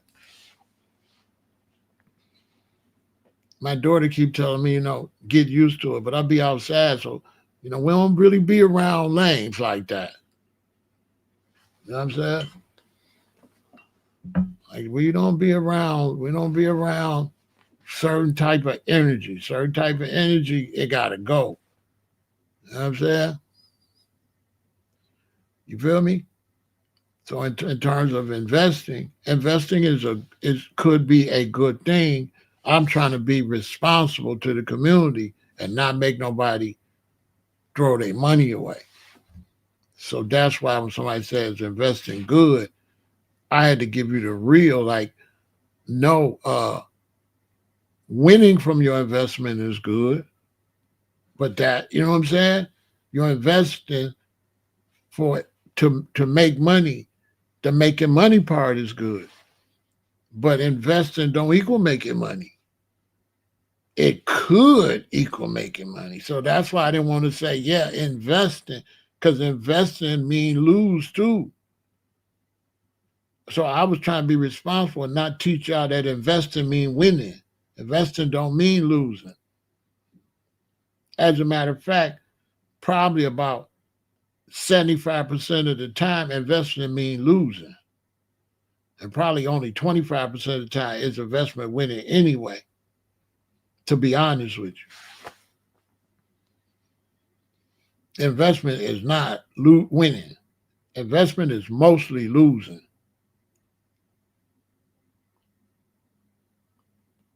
Most people lose on their investment.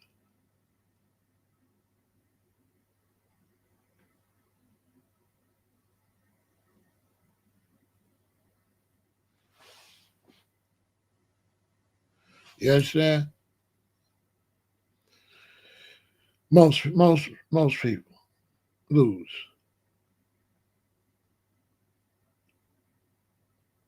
And what they do is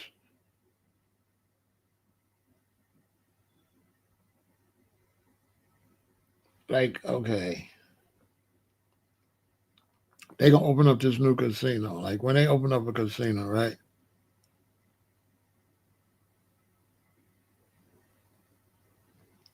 It's a whole bunch of people in there.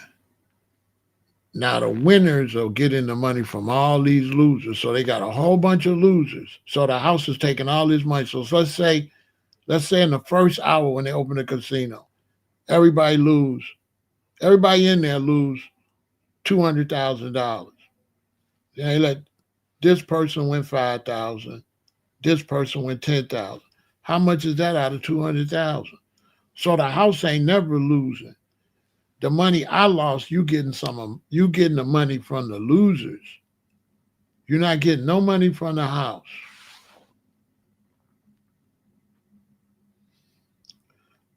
So if the casino's packed, I don't know if I should tell y'all this, and I'm playing roulette, and my number hit, and it's packed, and I go, yeah, right? I win a lot if I keep hollering. I shouldn't have told y'all that. Because when I go, yeah, I make all the rest of y'all throw y'all money away. So y'all gonna get to going. So they say, yeah, let him win again. I win again. Woo! That's why you gotta holler when you win. When you win, you better holler. You can win a couple times. Because you helping them cheat everybody else. Basically. I should have told y'all that. It's a fact. It's a fact. The ones that's lively, they let them win. They good for business.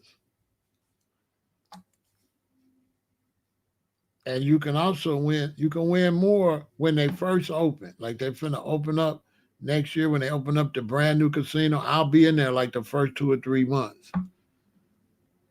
They'll let me win because it'll be other people's money. But when business slow down, they taking everybody's money. Ain't nobody finna win. But that's an investment. That's an investment that you leave home. You might got 40 racks in a box, shoebox. How much do I want to invest? I'm only gonna take two. I'm gonna take 1,000. I don't want to go up under 39,000. Right? I got 40,000. I'm not willing to come back home with 30,000. So I got 40,000. I'm willing to come back home with 39,000. So let me take 1,000. If I can't do nothing with this, okay, I have fun. This is how you gotta. Same for investment. I got 40,000. I can invest. I'm not willing to only have 35,000. I'm willing to have 36,000. I'll invest 4,000. But I'm only going to invest what I'm willing to gamble. Investing is gambling. So I'm only going to invest what I'm willing to gamble, what I'm willing to lose.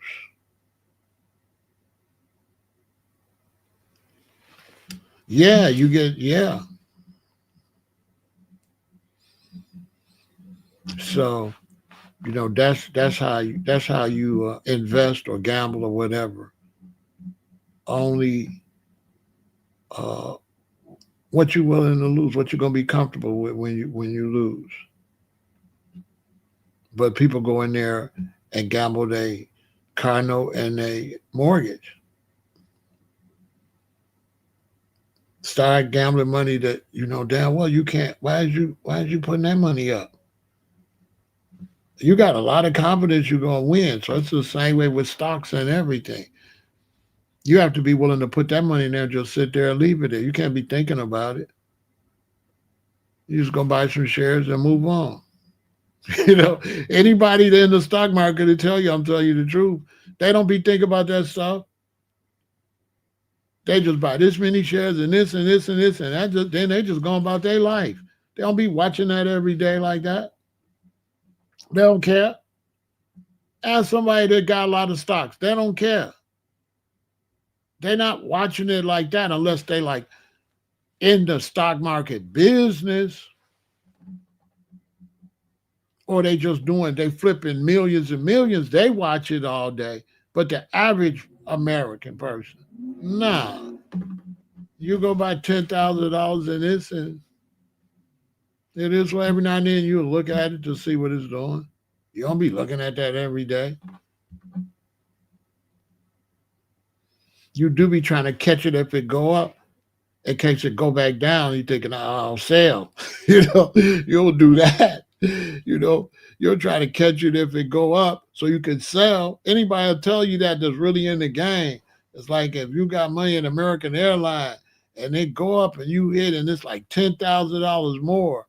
You thinking, leave it there. In most cases, we won't leave it there. We'll take it. We don't be leaving it there like, let's let it go up to 20, 30. In most cases. Because it'll be like this. If I bought $1,000 worth and it go up to 11. And people say, well, what if it keep going up? Well, if I put 1,000 in, it go up to 11. And it might keep going up. So let me get this 7. I'll leave that 4. Let that 4 go up then. But let me get this 7 though. Because now I got my 1 back. I got 6 profit. And I got 4 profits sitting in there. That ain't my money anyway. And now I'm playing with the house money. Because all that initial investment was 1,000. So once I take 3,000 or 4,000 out, I don't give a damn what happened. I done won already. All this is their money. So let it rip. You know what I'm saying? Now I might leave that forever. I'll leave that, but I got to get my initial money back first opportunity because that's what I'm on. At least double. I might just take 2 out. The 1 I put and the 1. Boom, I scored. I made $1,000. Okay, it's still 9 sitting in there. All right, let it rip then. I'll let that rip. That ain't mine. But as soon as baby girl want to go on a vacation or something, I'm dead on the app. You know what I'm saying? I don't do tomorrow. I do today. I don't do tomorrow. I don't do no too many tomorrows. You know what I'm saying? I feel like doing too much tomorrow is like disrespecting the Most High. Like I'm gonna be alive. You know what I'm saying? How you know though? You know what I'm saying? I don't like planning on the future too much. I feel like I don't know. I feel like it's disrespectful to God to act like I'm just gonna be here. You know what I'm saying? It's just to me, it's kind of like disrespectful. I can see planning for the future for my children, inheritance and stuff like that. You know what I mean? But just for me to act like, yeah, I'll do it next week. I mean, God willing, I like to say that, God willing, I'll do it next week, but not like, oh, Pharaoh I'm just gonna be here next week. I'm God. You know, so it's like that creeps me out. You know, I don't like to think like that.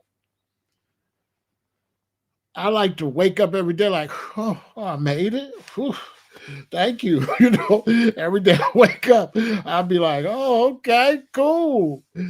Okay, now let's hopefully I go to sleep on my own. You know, hopefully I finish this whole day out. I still be alive. You know what I'm saying? That's how I be thinking. But then I've been stabbed up. Somebody tried to kill me, so I'm aware of life. I went to a club and could have been dead. Yeah, just like that, without even knowing it. Just like that. From a beautiful night to the hospital surgery to wake up in the morning in the hospital. Just like that. That's how it happened. You feel me? So don't be taking life for granted. You know what I'm saying? And be careful with your investment. It's good to invest, but invest what you can afford, you know, what you don't care about. Only invest what you don't care about. Don't invest nothing you care about. Like I put my 10 grand in there. I need you to do. Don't do that. Put something in there that you don't give a damn about when you invest it. Make sure you don't give a damn about that money though. You're gonna feel better about it. It's a better investment when you don't care. That's why rich people get richer because they got a whole bunch of money they don't care about. Dude got $10 million, so he got $2 million to play with. Yeah, a lot of people didn't make it past last night. It just went up. You know what I'm saying? It went up. So that's all I got to say about that. The economy ain't looking good, y'all. I don't know, but it do look like our grocery bill finna go up. It look like your rent gonna go up. It look like your property tax is gonna go up. The price to buy a car going up. They say you can't even get a car now unless you got 51,000, a decent car. It really do look like everything's gonna go up this year.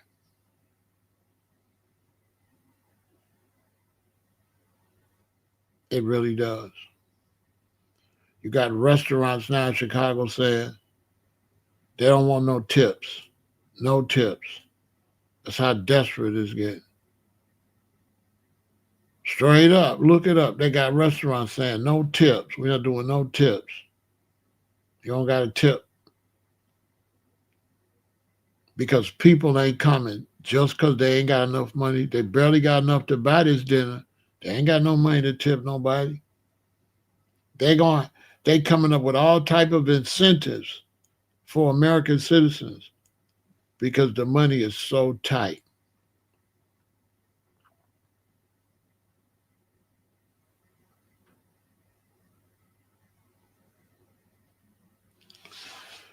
The money is bad, real bad out here. It's bad. I'm telling you. You could tell how the people function. Most of the people that you see, like on social media, that's going on vacation, if you look at them close, they on some, regardless of the situations. You can feel it. It's like we ain't gonna let this economy stop us. You know what I'm saying? You could pick it up. It's like they determine, like, no, we're gonna still live our life. They working a little extra overtime trying to put their little money together to still go on their vacation and still do what they do. Relationships is stressed right now. If you look at relationships are strained, you know what I mean? More TJ Maxx stores is closing. Oh man, a lot of Ooh, the announcements. I'm going to be over here a lot because the announcements for the next 2 weeks are going to be crazy. Because this is when they start announcing who closed. They might give us a break today and Friday, but by Monday, the bad news. But it might be starting already. I just got to go look at the news. It might be starting already, but tomorrow, it might start tomorrow or Saturday.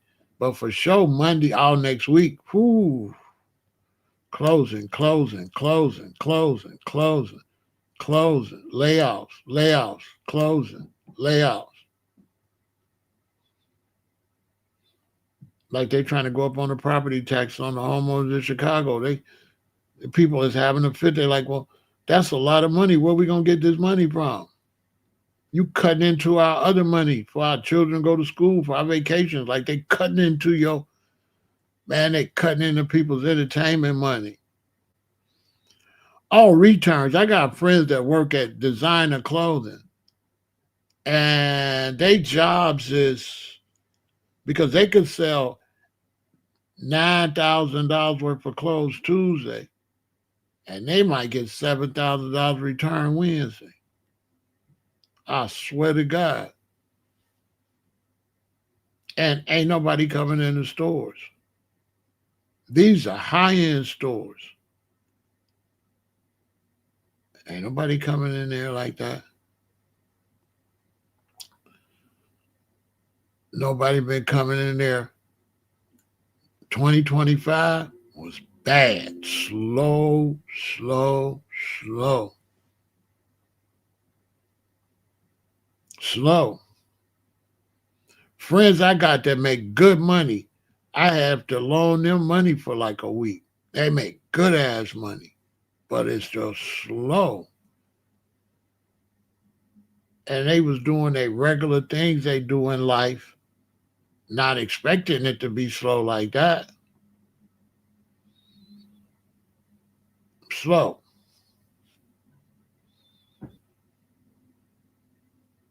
I'm talking about real slow. Even the dudes that's doing illegal substances, they money, man, listen. A lot of these dudes you see on social media with all that money, that's counterfeit. That's not real. That's fake money you order. That's not real money. A lot of them rappers you see showing you all that money, they got real money on the outside, but in the inside, that's not real money. They'll put $200 or $300 on this side and that side, and they have all that money. That's not money. That's not real money. You can order that stuff. You can order them money, and you can order them fake guns. You can't order them here in Illinois, but you can order that stuff just for videos.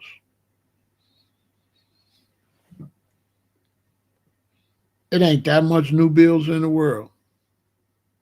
Y'all really think them dudes got all them brand new bills like that? Bro, how? What bank you gonna go to gonna give you all them bills like that? You know how many? You know how long it take for you to make arrangements with the bank to pick up that money?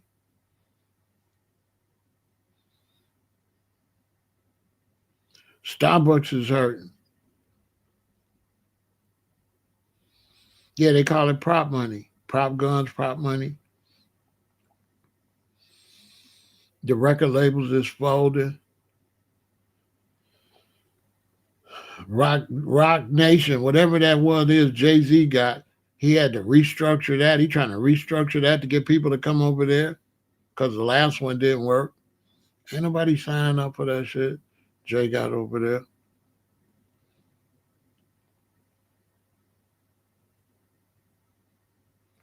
Yeah, I got a big old thing of coins. I've been saving them. I've been looking at my quarters. Look for your quarters that don't have that copper color.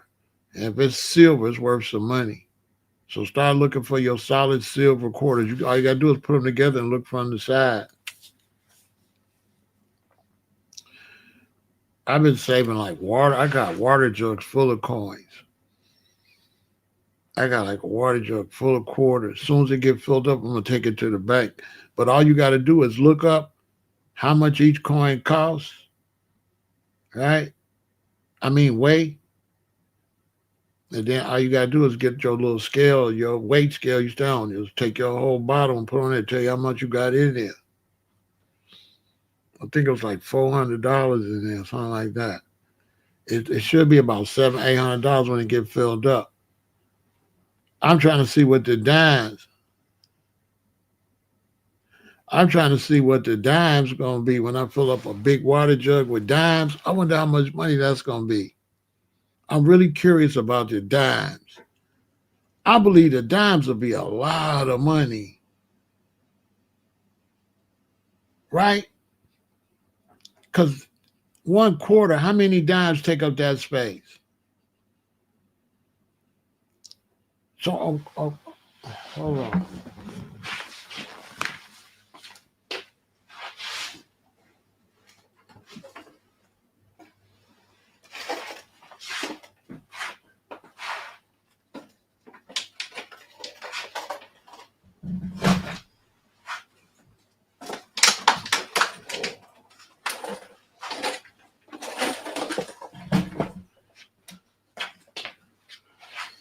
Because I'm the only one still spending cash. You know what I'm saying? Everybody else, I'll be spending cash. I'll still be getting change. It's my quarters. This is my quarters. I think this is about $400 though. It's heavy though. But here goes the thing. Now, this the dimes. Now, this full of dimes, it's gonna take forever. It's gonna take forever to get this full of dimes. You know what I'm saying? Because they barely give you any dimes. You always get quarters, a lot of quarters, and a lot of pennies. But I got one with quarters, one with dimes, one with nickels because they be in the way. Like here go a loose penny right here, it just be like change. Every time I come, I got change in my pocket. I'm like, I got to do something with this change. Let me just throw it in these water containers.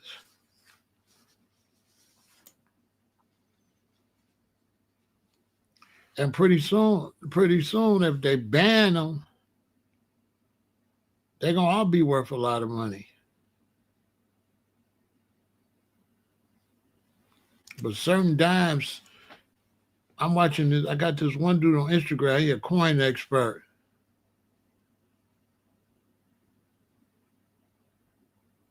What business make it for black folks when times get like this? When times get like this,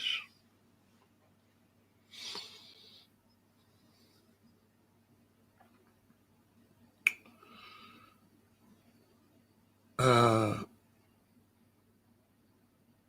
I was born in 1958, so America never had no hard economic times since I've been born. So since I've been born, the economy's always been great. It's always just been up and up and up. There's never been no hard economical times in America that we looking towards like right now. We've had bad gas strikes. We had when the meat shortage. We had the gas shortage when I was growing. My parents, you can only buy gas on certain days. Even number license plates buy gas on this day, odd on that day. We had that. We had the sugar shortage. There was a meat shortage, but as far as the money in the economy, there's never been an economical collapse in this country my entire life. There's also never been a cashless society. So you all are facing like them debit cards and credit cards and all that. You all are facing a horrendous situation because with no cash and economy collapse, you stuck. You can't even hustle. So like all these people that's happy to have these debit cards and all this, you're a fool. You done lost your damn mind. Because now when the system shut down, you can't do nothing. How you gonna go cut grass with no cash? Know what I'm saying? And digital money and the system shut down your digital contraptions. Who in the hell want to be only way this gonna be the only way you could get money? They basically making phone money. Listen, they said digital currency, right? Digital currency is phone currency. Tell me I'm lying.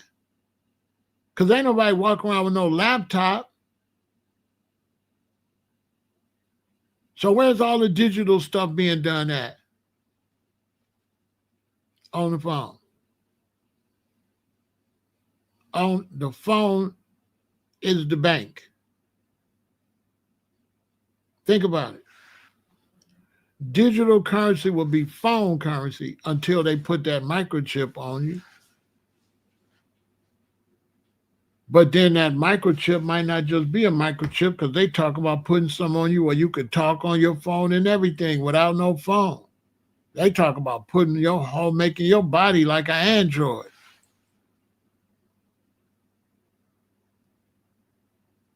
Where you don't have no phone.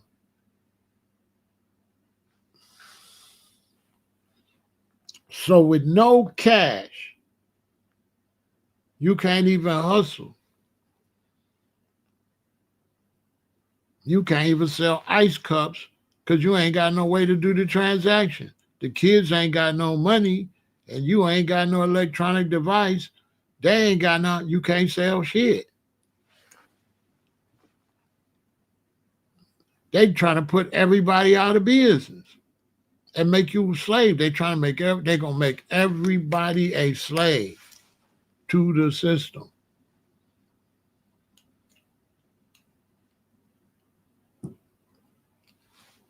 This is what Elon Musk want to do. They want to make everybody a slave to the system. Because what they want is the rich just going to have everything they want. So they feel like we don't need money. And we got everything we want. We got mansions, pools, cars, women, all the liquor we want, all the food we want. What the hell we need with money? So they want to just have all the things. They realize they don't need money. They just need the account numbers to get whatever they want. They just want the digital numbers in the system to get what they want. And if they take away your money, they can make you a slave.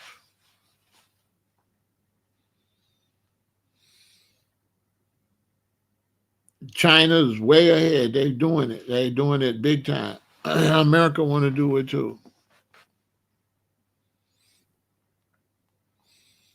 That's going to be the most horrible thing you ever seen. And the biggest problem with it is it's satanic. They want to do it globally. From my point of view, it's on the side of Lucifer. And then you got the side of the Most High. For the Most High wants to fight that system. And the only way to fight that system, electronic system, is through storms. Tear up all your electronic shit. So that's the danger. Because what they pushing, what it take for righteousness to shut that down, it's going to take your house underwater. It's going to take your car underwater. It's going to take storms, tear up all your stores, tear up all your shit. That's what's going to happen. That's what's going to happen. Oh, y'all want to go digital? I'll turn everything off. They ain't going to be able to force you to do nothing because they ain't going to be able to do nothing. They dreaming. They dreaming. If you watch their movies about the end, and you watch all their movies about robots and shit, do there ever be tornadoes in their movies? Do there ever be earthquakes in they futuristic movies, Star Trek, they movies where it's all robots? Do it be floods in their movies? No, the weather be perfect. Do it be earthquakes in their movies? I, Robot? No. Do it be tornadoes, hurricanes, typhoons, volcano eruptions? No. So they movies is fake. Because this the real, this the real. And your iRobot versus a tornado, your iRobot just going around in a circle, getting towed up, getting smashed against trees. So in the real world, none of that shit ain't gonna work. Everything Elon Musk do is in a controlled environment. It ain't no tornado. Ain't no floods. I want to see him do a flood test. Because the Waymo, just the other day, they had a big fire and the Waymo pulled up to the fire trucks and just stopped. So like none of their stuff is tested for the real world. It's tested for if the birds and bees and everything. It's not tested for the environment. So imagine plugging up the whole world to that stuff. And then the environment act a fool and that don't nothing work. Ain't nothing gonna work. You just here starving.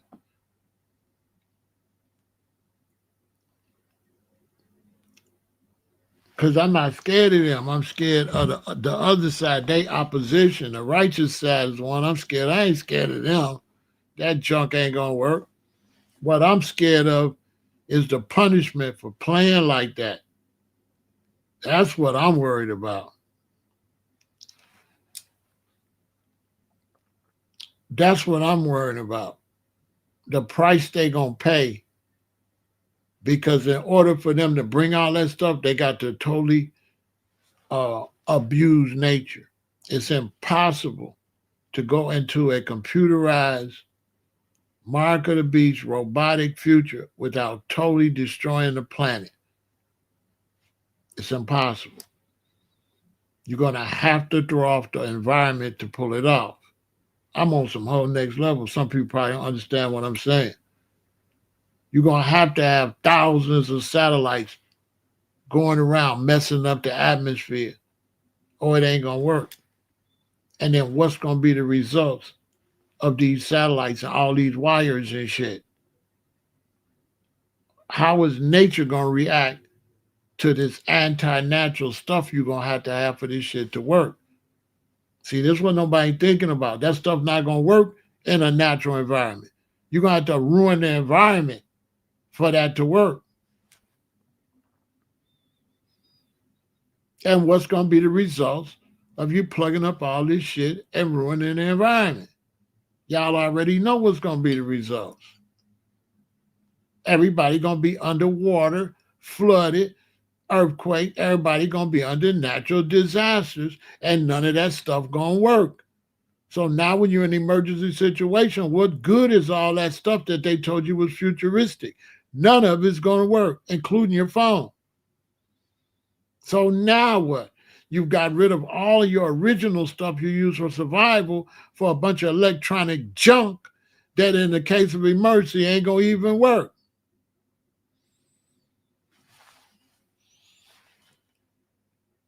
None of that junk going to work.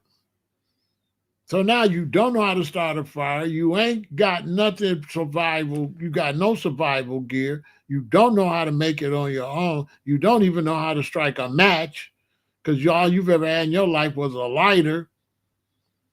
You don't know how to do nothing. Your children can't add. They use a calculator.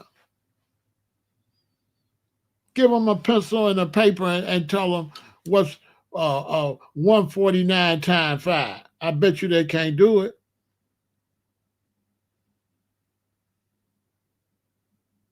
How we survive without electricity? A lot of people not going to survive. I'm going to survive. I don't know. I'm going to survive. You know what I'm saying? Because I'm a gorilla. I'm a natural man. I ain't unnatural. So I'll be fine. I don't need no electricity. But Babylonians, yeah, you ain't gonna be able to survive. You ain't gonna. Once you don't get your meat, you gonna self-destruct. As soon as you can't get your daily allowance of meat, you gonna turn to a zombie.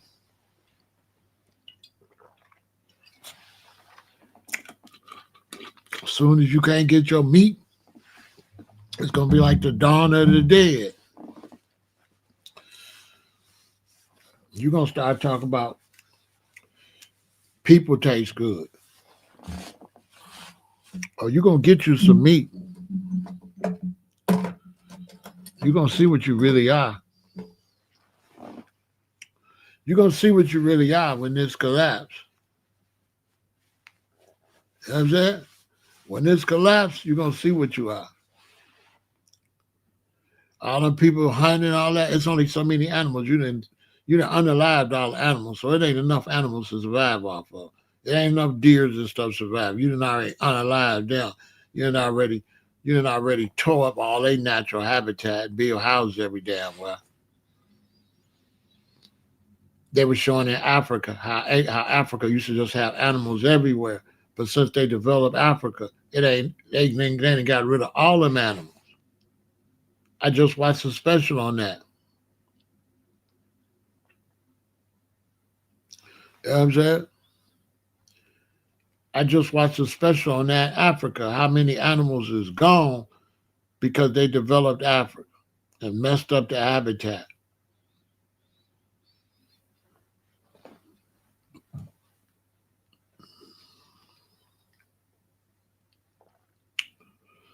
It's concrete everywhere, so it ain't nowhere to hide.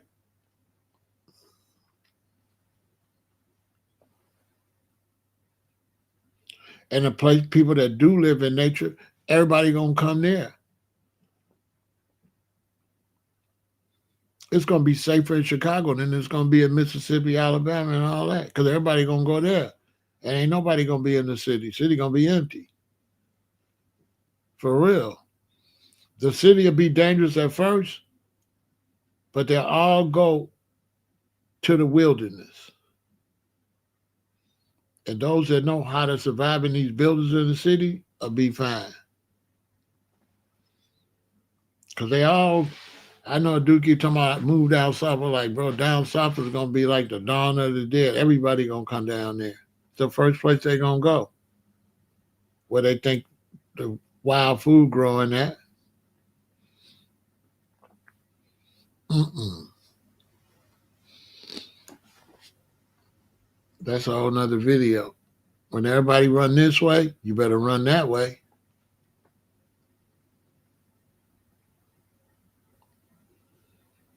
But 2025 is going to be interesting. You're going to have to be creative with your shopping and just do the best you can. But definitely save your money because your job is, they might tell you to go home. It's crazy because they don't understand that every industry is connected to the other industry. And so when certain industries start failing, they affect the connecting industries. And then when those fail, they affect the connecting industries to them. So it's a grid. So once one part go bad, it just all goes bad.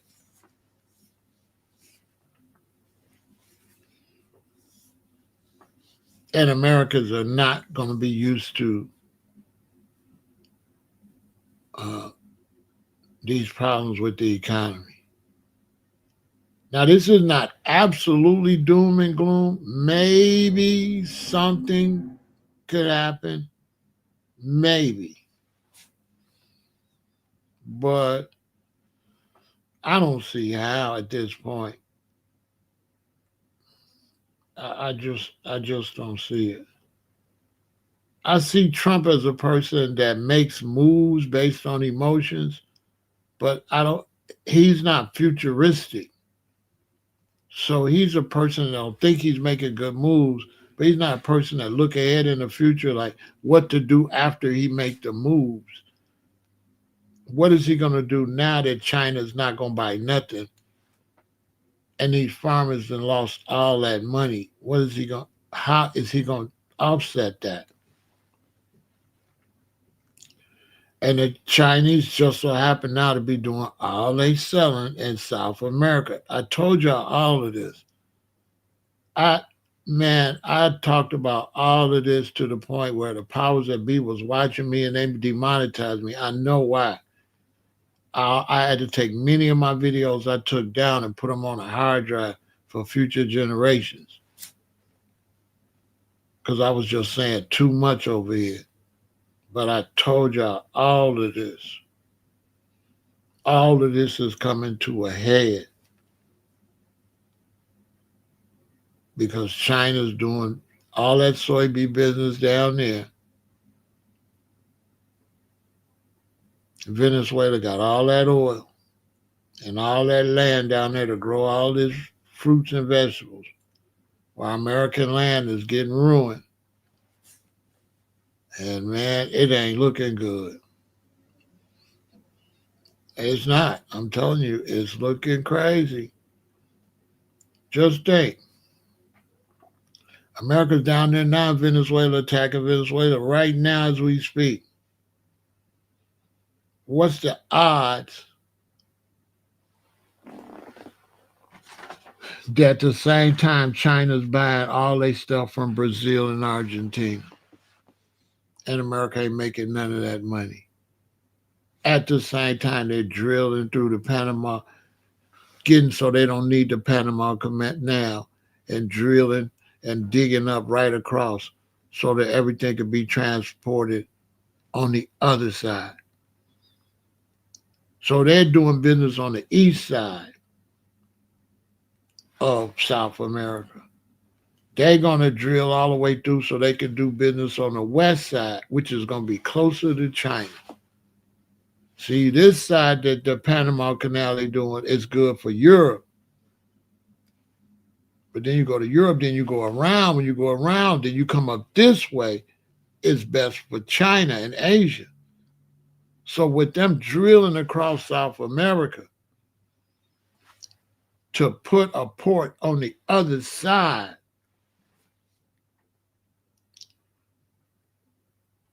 it ain't no coincidence why the U.S. ships is down there and they're getting ready for war. Because this is a big part of American trade. And if America lose all that trade, America will be like a third world country. Canada already not trading with us no more.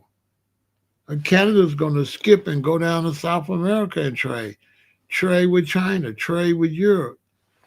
They are isolating the U.S. on the world stage. But the U.S. ain't did what it need to do to be self-sufficient. The U.S. has sold us out for imports. Facts. Sold us down the drain. These is facts. Used to do all your car manufacturing here. Everything you got from here, Zenith. You got your TV, you made your TV here. You made your phone here. You made your electronics here. You made everything here. You provided jobs for yourself here in America. You got rid of all them jobs for cheap labor far away. And now it's backfiring. The dumbest shit ever. You could have kept the auto industry here, could have kept everything here. America would have been rolling. All America had to do was keep everything here and move black people up to a high position in the country. Racism are going to destroy this country because they had the best people that they could have had on this whole planet to put this country on top. But they so racist. They got to do everything, got to be white, that they cut off one foot to try to help the other foot. White America Racism gonna destroy their country, making them make like emotional decisions instead of intelligent decisions.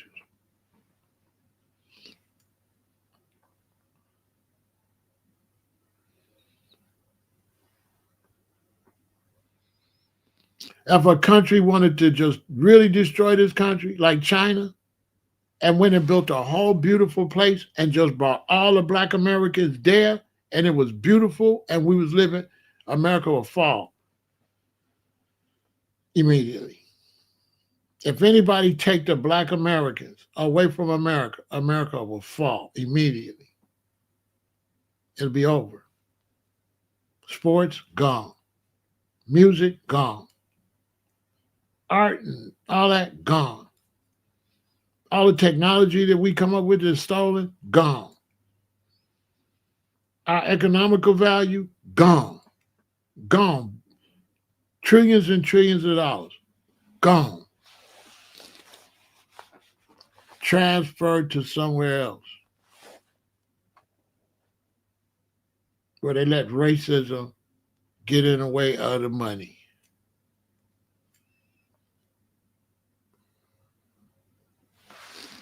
Dumb. Racism is for broke people. Racism is for broke people. All of them ancient dudes that try to come up with all that racial nonsense, it always failed. It was never economically sane. It was always driven off of hate and some nut philosophy. The racism is a nut philosophy. That's why black folks shouldn't be racist. Worst thing you could do is start not liking white people, because now you're a nut too. You know what I'm saying? How that gonna help you? Racism is nut shit. Racism is nutty, and some pro-black people will tell you that black people should be alert and not like them, so we can be ready. Let me tell you something. Racism does not make you war ready. Racism makes you not war ready. Facts. Go get me your big black power, dude. I'll run him off the goddamn internet. What makes you war ready is a simple philosophy. Whoever run up, get done up. Whoever run up, get done up. That's war philosophy, not racial. You can't be a warrior racially. Warrior mentality is anybody could get it that step up. That's a war mentality. There's no pre-enemy. An enemy presents themselves. You don't have no pre-enemy. You don't have your mind out there hating on some enemy that ain't never step up, just wasting energy.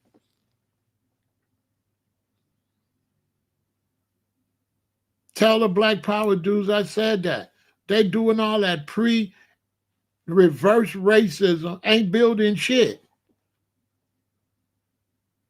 What the Black Panthers build? Nothing. They did try to get some food programs and stuff, but they let the hate mess them up and make them a target for violence.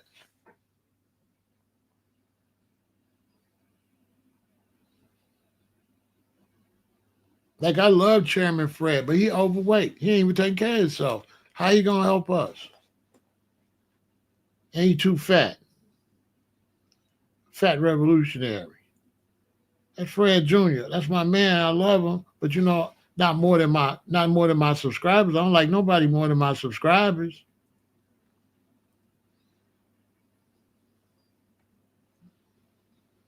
Reparations is the same thing. Reparations, white America don't see the benefit of reparations. It's the same conversation. Reparations is great for America.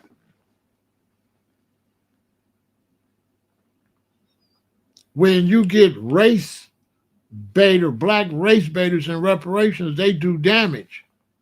They lower the intellect of white Americans. Because reparations ain't anti-white America. Reparations is great for America. Everybody get paid from reparations.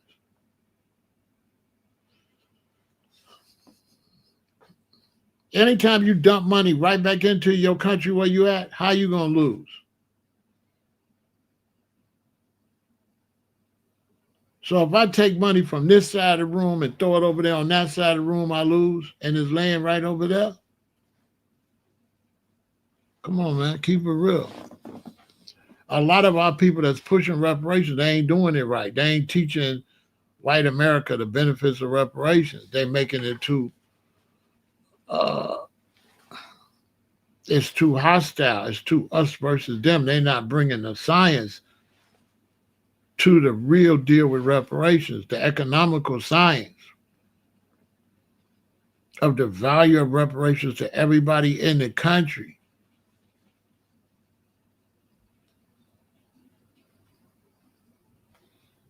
Facts. So that's why you get an idiot like Dr. Umar talking about don't give us reparations because we ain't gonna do nothing but spend it. That's what we supposed to do, dude. Shut up. You a Panamanian or something. Why don't you go Panamania? You know what I'm saying? Y'all listen to Dr. Umar that won't open up the school. Y'all bogus right there. They ain't got nothing to do with us. You know what I'm saying? That was then, this is now.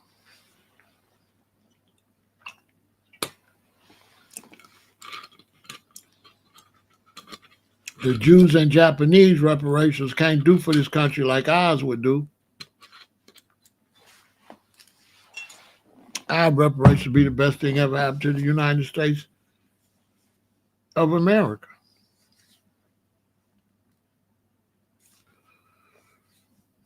But y'all ain't been taught reparations right. Y'all being taught it from, to me, from the wrong point of view. To me.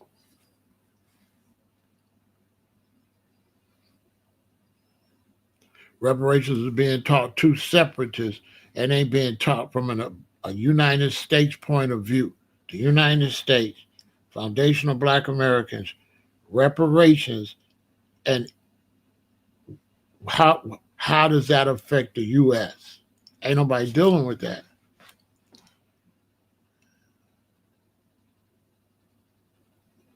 Ain't nobody dealing with that. The benefits of reparations for the United States.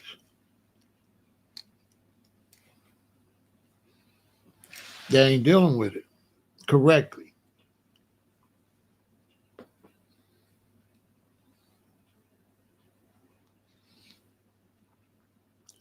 Because you got too many white Americans in the United States that's got a hate against Black Americans right within their same country, while they're a country that got a whole bunch of other people hating them. So you can't have hate here with hate everywhere else. How you gonna defend yourself against all these countries that hate you when you practicing hate right there in your country? You can't fight all them wars. You can't. It's the dumbest shit ever. How you gonna push racial hate in America and then all these other places hate America? You understand? How you gonna do that? How you gonna push racial hate? How you a white man in America concentrating on hating Black people when the British hate you, the Italians hate you, the Germans hate you, the Russians hate you, the Chinese hate you, everybody hates you. You an American, but you in America pushing hate with another American when other countries hate all of us. They not. They don't want to conquer white Americans. They don't want to conquer Black Americans. They don't want to conquer Asian Americans. They want to conquer America. Everybody. They're not going to come and just conquer the Black Americans if the Russians invade this country. Duh. You know what I'm saying? Y'all slow asses. You know, white American races is slow. They slow. Because their number one enemy is other white countries. Duh. They slow as hell. And they sitting on the big, they got some people where this country could be further than anybody could ever get. And they just, it's crazy when you got an asset and you don't use it. To me, America does not really put no money into black Americans. America's stupid. You can't be no more stupider than that. They supposed to be trying to get these blacks out these prisons, get these blacks more into productive in the society, so the country will be popping. They dumb as hell. Cryptocurrency, crypto is the grave. Digital money, I don't deal with digital money. Anybody watching me already know that. I don't want no fucking crypto. I want cash. I don't want digital money is not money. I don't want no number in no computer to say I got some shit.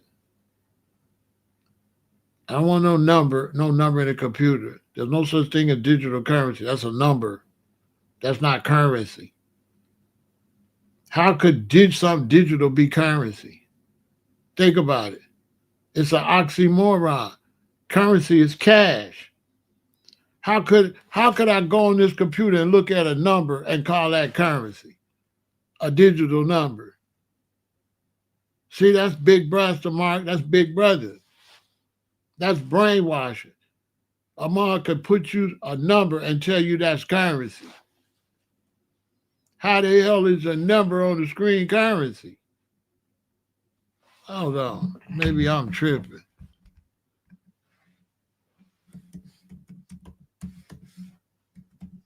Currency definition. A system of money in general use in a particular country. See? The dollar was strong currency.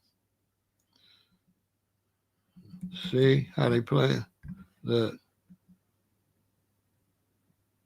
currency is simply money in any form. Coins, paper, bills, digital.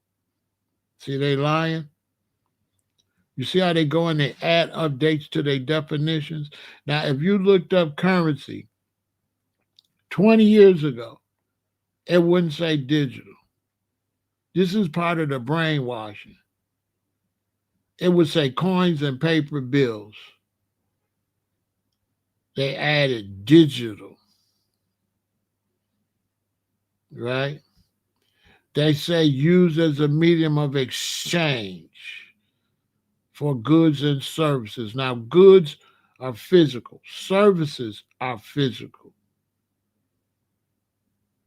Coins are physical. Paper is physical. They're trying to tell you that you can exchange a make-believe number in a computerized system for something physical. That's not a fair trade. A fair trade, I give you so many oranges, you give me a watermelon. Now, I know digital shit in no system, only a fool supports cryptocurrency. Everybody that supports cryptocurrency is a fool. That's a fool. That's for fools. Because who supports some shit that only work when you got electricity? You know what I'm saying? Only an idiot, right? You got to have electricity. Why would you support something that you got to be plugged in to use it? That make some sense. Do I gotta plug in? This stuff's so heavy it broke the cord. Do I gotta plug in to use these cords? Why would you have something that when it's a big electrical storm and knock everything out, it don't exist? So the electricity out. So now my currency is crippled currency, because that's what you call it, crippled currency. Because if you ain't got no lights on, your ass broke, right? Now, if I got $10,000 right here and the lights go out, I still got $10,000. But if I got 10,000 cryptocurrency and the lights go out, I don't got nothing until the computer come back on. So I'm broke. Without the computer and the phone, I'm broke. I'm broke. So I gotta go outside and say, hey man, let me get some of them bananas. No, man. It's like, man, I got cryptocurrency. I'll pay you when the lights come back on. When my phone, when my phone come back on. Hey, I will pay you when my phone come back on, man. What the hell that is? If that ain't no sucker shit, if crypto ain't the biggest sucker move ever. I'm one of the few talking heads that never went for it. Credit and debit cards is the beginning of the mark of the beast. I don't like credit and debit cards. Big Pharaoh don't like credit and debit. Hold on.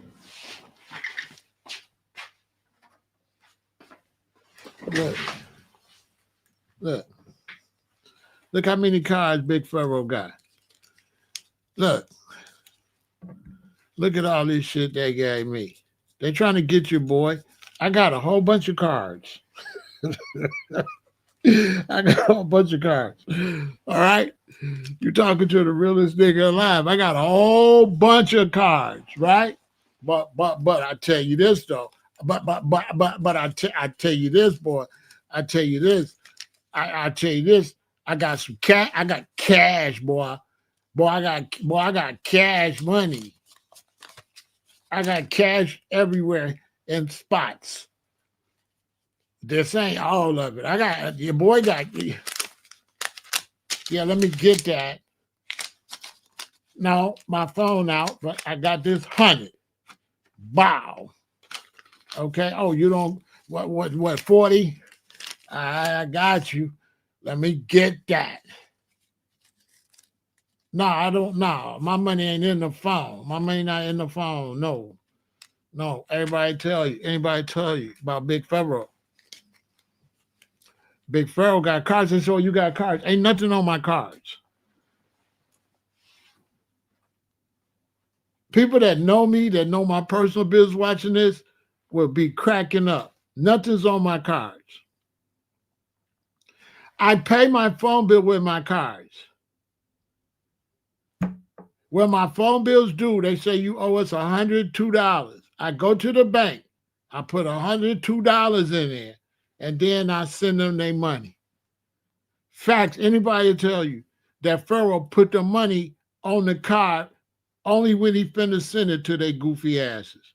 Other than that, my bank accounts is empty.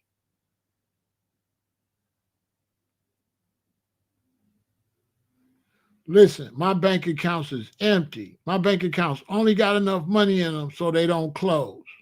I swear to God.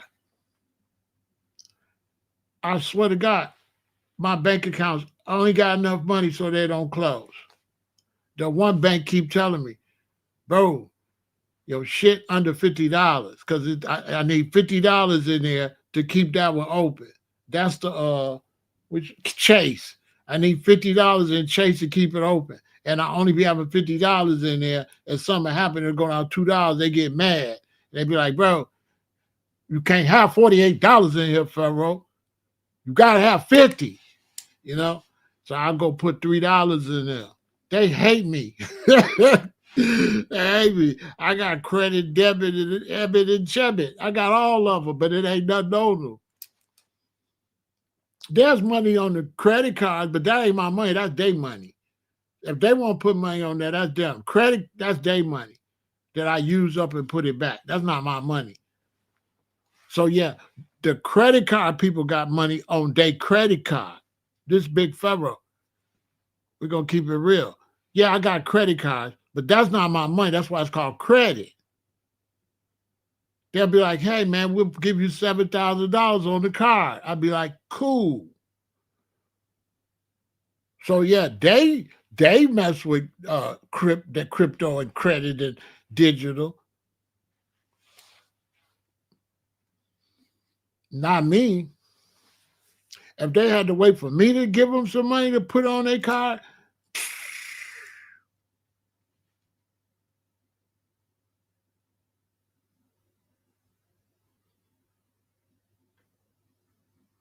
yeah, they shrinking. You go to the bank. I go to the bank. I go to the teller. I'm standing right here. It's a door right here, and it's automatic teller.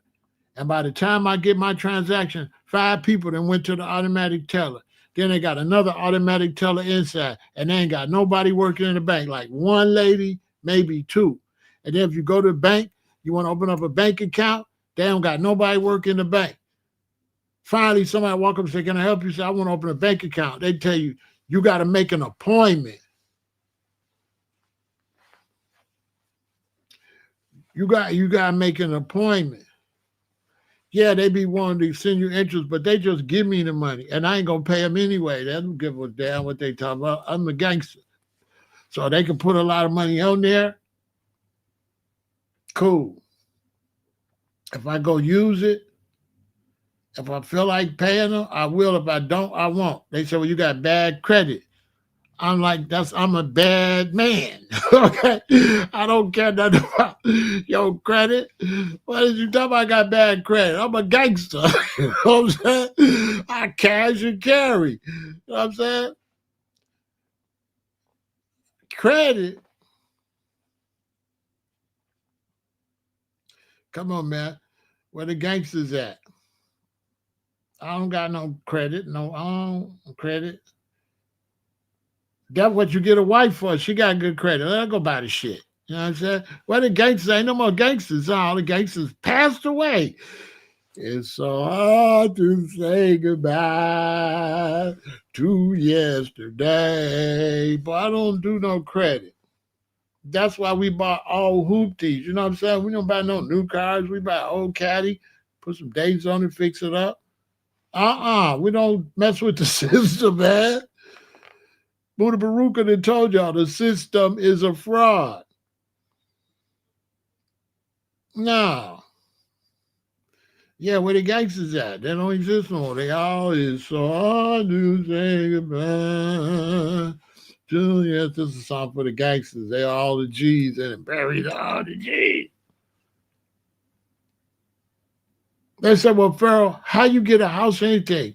You knock a bra back, she fall in love, and she get it. Your wife get it. I ain't no more players. These are all the gangsters go, all the players go. Like, that's what you got a wife for. She do all that. She in the system. Your wife's supposed to be all in the system, doing system stuff. Do I own my house? What house? I don't own nothing. I'm on the internet. No, I'm broke. I'm broke. I'm busted. I don't have no money, and I'm no good on this internet. I don't got a dime. Shit. Hey, he talking about, listen, man, what the case is that? He said, "Do I have a house?" Oh, hell no, I don't have nothing. Shit. What the fuck? I don't have nothing. I'm not making no money. Fuck out of here. Well, I don't have nothing. I'm broke, struggling. Uh, what you call people ain't doing good. I'm one of them. I'm not doing well in life. Facts. I'm broke, busted, disgusted, and all that. I don't got nothing going. That's why you got to hit the super chat. Shit, it's fucking help a brother out. Super chat, Cash App, Venmo, PayPal. I keep telling y'all, I don't got nothing. I don't got nothing. I don't have nothing. I'm busted and disgusted. I have nothing. Nothing to the police that's watching me.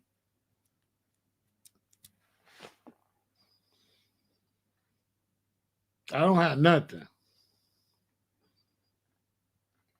I ain't had nothing since 19. I ain't had nothing since like 1978. So one time, yeah, I'm totally down and out, busted, disgusted, and all. I don't got nothing. You know what I'm saying? Yeah, I'm fucked up. Look, don't it look like it?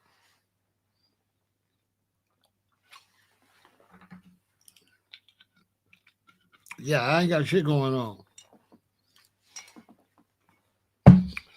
Hell no, I don't got nothing. I'm just a old 67-year-old man just trying to make it. I'm 67. You know what I'm saying? I'm 67 years old. Mm,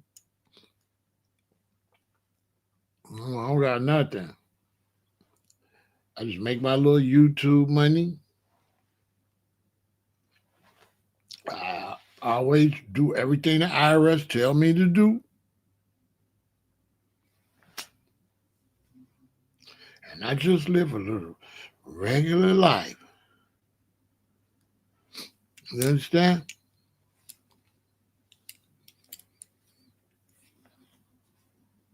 This the internet. It's the internet for brothers watching. It's the internet. Keep your mouth shut on the internet.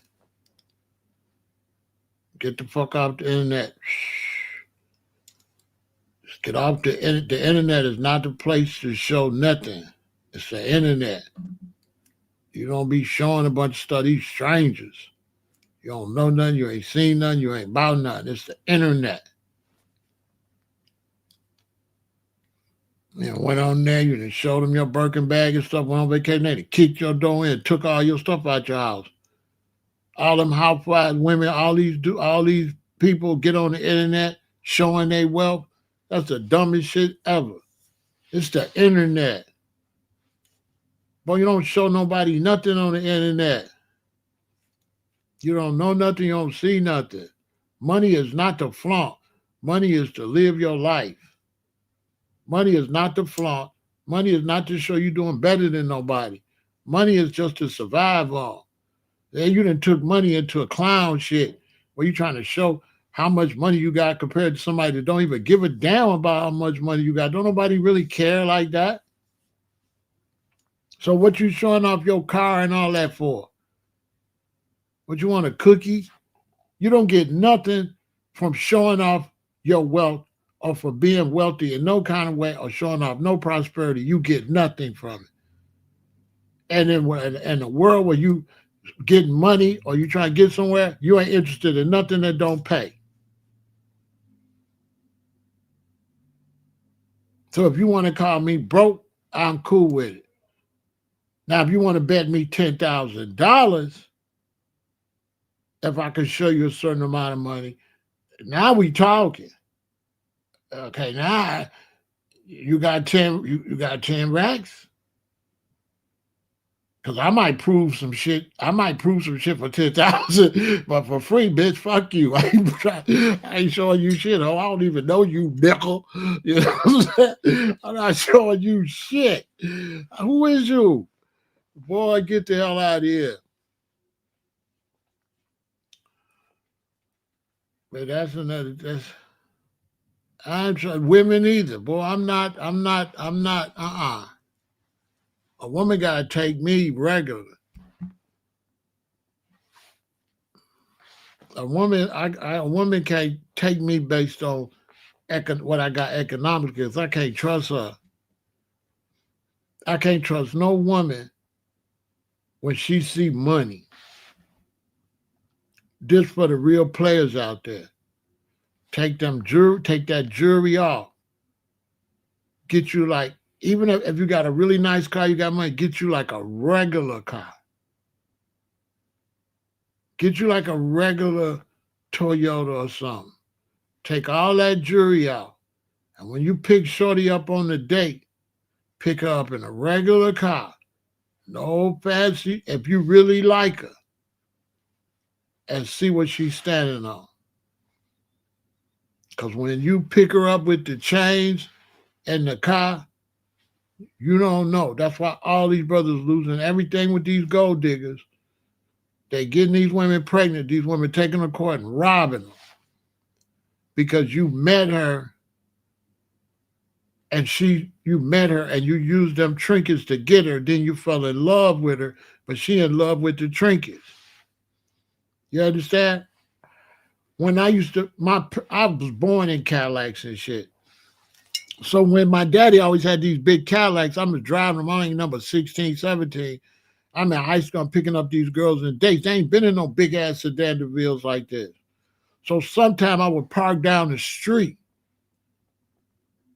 And one time I picked a girl up. I go in there, her mother, and me and her mother bring her. We going on a date. We walk down the porch. I start walking to a car that didn't look so good. So when I start walking to the car that didn't look so good, she say, "We going in that?" That's what she said. And I was like, "Yeah, this is my car." Cause I'm like a teenager. So it was like a car that a teenager be driving. She was like, "We going in that?" I was like, "Yeah." Real shit. And she was like, I said, "Okay, well, listen, we don't got to go on no date." So she started walking back to us. I went down to the caddy, pop, get in, drive off because, listen, we not doing that. Now, this is a girl that if she would have got in that big old car, she would have been all, you know what I'm saying? But she don't love me. She just love the motherfucking car. You know what I'm saying? And I'm like, how you gonna judge me on the car when you ain't got nothing but some lips, titties, and coochie? And that your coochie probably ain't no Cadillac coochie. You probably got Toyota coochie. I don't know what kind of coochie you. I don't even know what kind of coochie you got. How I know your coochie ain't a used vehicle? You tripping? You know what I'm saying? You ain't even no Cadillac. You ain't nothing really. You know what I'm saying? Baby, bye. Luxury cars is all right, but the thing about fancy shit is you can't trust nobody. You can't trust nobody when you got a bunch of diamonds on, bunch of jewelry on, and nice cars. You don't know who the hell is who. You don't. You can't trust nobody. You don't know. You don't never know who you're dealing with. You get sick of that shit. The people looking right past you and looking at your clothes and looking. You don't get no respect. You don't get no respect. The things you got get all the respect. And what happens is they get with you based on the things they got that you got. The things you got is bigger than you. This is the things you got. This is you. This is them. They began to plot on the things you got, how they can get that and get rid of you. That's why so many brothers in divorce court. This is why so many brothers got these babies, got to pay these high alimonies. All these rappers and athletes, that's what's happening. They got all this money and stuff. They get with women that don't like them. The women only like the money. She get with you and she pretends she like you, but she really like the money. She get to the point where she want the money without you. She want the money, she don't want you. Real talk. So anytime you use all that stuff, yeah, they set you up like where I'm at, well, how I came up. That's a good way. You know what I mean? When I was in the streets, I tell y'all, when I was in the streets, we kept a hoopty. Like you didn't want to be seen in no nice car. You didn't want no jewelry on or nothing. Cause you're going out here grabbing $2,000-3,000 a day. You don't want nobody to see you, man. You don't want to drive down the street and the police see you in this car with all this shit on. Man.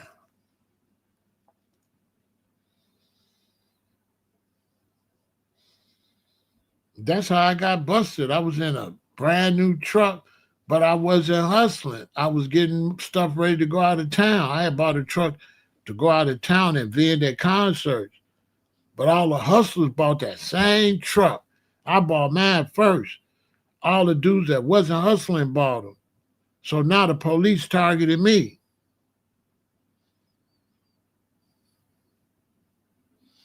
Do I think athletes lack common sense? No, I think men in general, a lot of men in general is lames. A lot of men in general is lames. So the woman is always badder than he is. So the game messed up. Because the game was supposed to be you the prize. But the new men made the women the prize. They made the P better than the D. My generation, the D the one got the juice. Ain't no, I'm the one put stuff in her. She don't put nothing in me. But the new brothers, you ain't functioning like that. The new brothers ain't functioning like that. You functioning like she's special and you trying to get somebody special. So the relationships is all shot. The relationships is shot because you put the woman is the prize. You supposed to be the prize. I'm the prize. I'm the protection. I'm the dominant. I take care of her. It's king and queen. It's not queen and king. I ain't never heard nobody say queen and king. They always say king first. So you put all this stuff into what you doing to her sexually, and you doing stuff to her sexually, but you trying to act like she doing something. But it's really you the one doing all the work if you giving her all the credit. So you put the woman up in a dominant position that's bad for the woman. It's not good for her to be like that. It ruined her whole mentality. So when she becomes too dominant, she don't even want no children no more. She don't want to be no mother. You know, the new brothers is offset. It's hard to talk to a woman because the brothers are suckers. They mamas taught them that, taught the men that. No, they just, the men was just always, their mama ain't taught them shit. The men was, a lot of the men always was suckers. You got to understand that a lot of men is shy. They don't know how to talk to no woman and shit like that. He's a lame. They be lames, right? So now when they get around a woman, she just runs circles around them. It come from the men. The men is lames.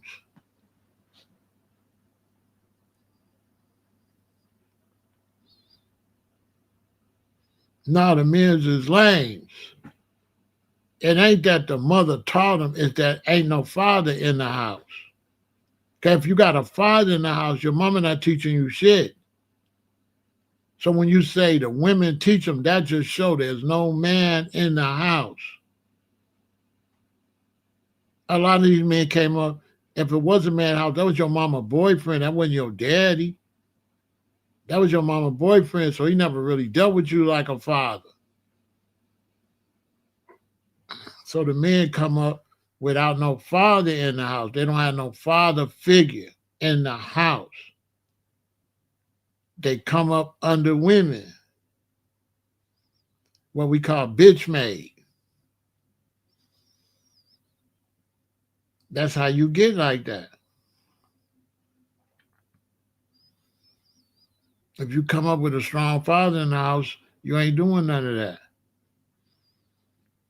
But if you come up with a strong father in the house and all your friends ain't got no father in the house, you're going to be soft like them. I came up in a generation where everybody had a father in the house. Everybody. So there was no boys different than me. We was all the same. Now, even if it's a father in the house, when your son go outside, ain't no father in their house. So if your son's around 7 boys with no father in the house, they going to dominate him. He going to act like them. Because he the only one with a father in the house. But if he come out, everybody got a father in the house, they're going to act a certain kind of way.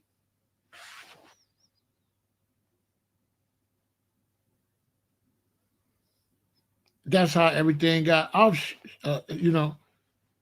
everything got all mixed up. So these men now, they raised by women. They're not raised around no men. They raised by women. They feminine. They feminine. Then they raise their sons. Their sons be feminine. Nah, men have never been no sucker for no pretty women and stuff like that. What's your name? How old are you, Alice? How old are you? Because that's not true. Because what you're saying now, you're saying my father was a sucker for my mother. It's an insult. You're saying my grandfather was a sucker for my grandma. It's an insult. What you're saying is an insult. Because no, my father loved my mother. They stayed together till they passed away. He wasn't no sucker for them. They was two young people in love. So the fact you call a man in love with his woman a sucker is just showing you got that type of mentality that you think men is suckers and you deal with men like they suckers. You telling on yourself that you don't deal with men as soldiers and strong kings. And your man, men's as suckers. You basically telling on yourself. She told on herself. You're all good though, but that's not really true though. It used to be, Alice, they used to go out and they used to court. And then when they used to court and they would go out, they see if they liked each other, then they would fall in love, then they would get married, and then they would have children, they would raise a family. And it was kind of like once they have children, they would become parents more than boyfriend and girlfriend. So once my mother and father had me and my sister, they wasn't really husband and wife. They was mommy and daddy. It's hard to explain psychologically. So they become mommy and daddy. They are husband and wife, but once they have children, they become mommy and daddy. It was four of us, so we become a 4-pack, not a 2-pack. So it was four of us. So the whole time, the way I was raised like it was four of us. It's four. When Valentine's Day would come, my daddy would buy 3 boxes of candy. He would buy a box of candy for my mother, one for my sister, and one for me. It was a total different concept. So he's no longer a husband. He's the head of the household. He's a father and a husband.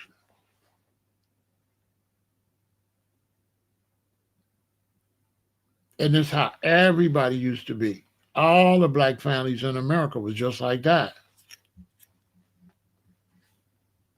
There was only a few problems where there may be alcoholism or drug abuse, but the basic family was like that. It was the basic family. Then after generation, it deteriorated. It took time for it to deteriorate. But when I was growing up, I was born in 1958. When I was growing up, everybody was like that. Nobody I went to school with didn't have a father. None of my friends, even when I went to other schools in other neighborhoods, everybody had a father. There was no fatherless homes. Didn't exist. It was unheard of. That's something that started down in the projects. But you got to understand that the projects were designed, black people would come from the South, get in the projects, then go get homes. So everybody was getting homes. Everybody would go to projects, get an apartment, get a home. Go to projects, get an apartment, get a home. Eventually a group came, went to the apartments, started getting on substances, alcoholism, didn't get no house, didn't get no home, and stayed in the project. And that created gang violence and all that created out of the projects with the people that didn't excel to get out of these apartments, because these was not projects. These was just apartments that you were supposed to work and then get a home. They became what you call projects when people didn't leave.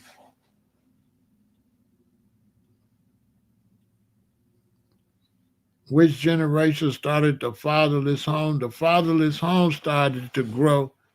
I'm born in 1958, grew up in the 60s. The fatherless home started to catch on in the late 70s.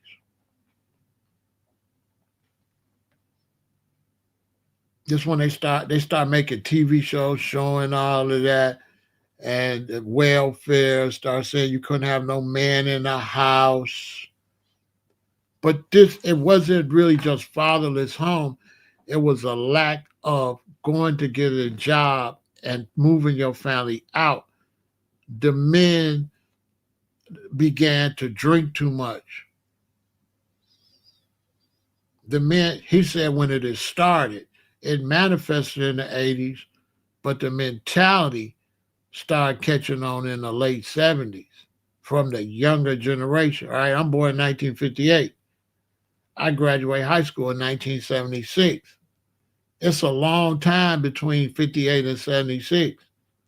So the young people that's coming up that's my mother age when I'm born in 1958, that generation is different.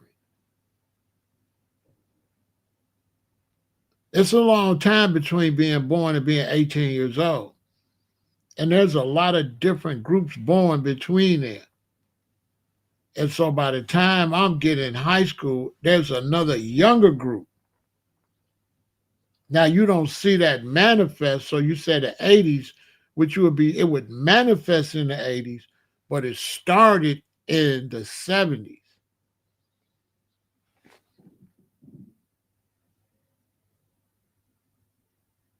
But it really started before then.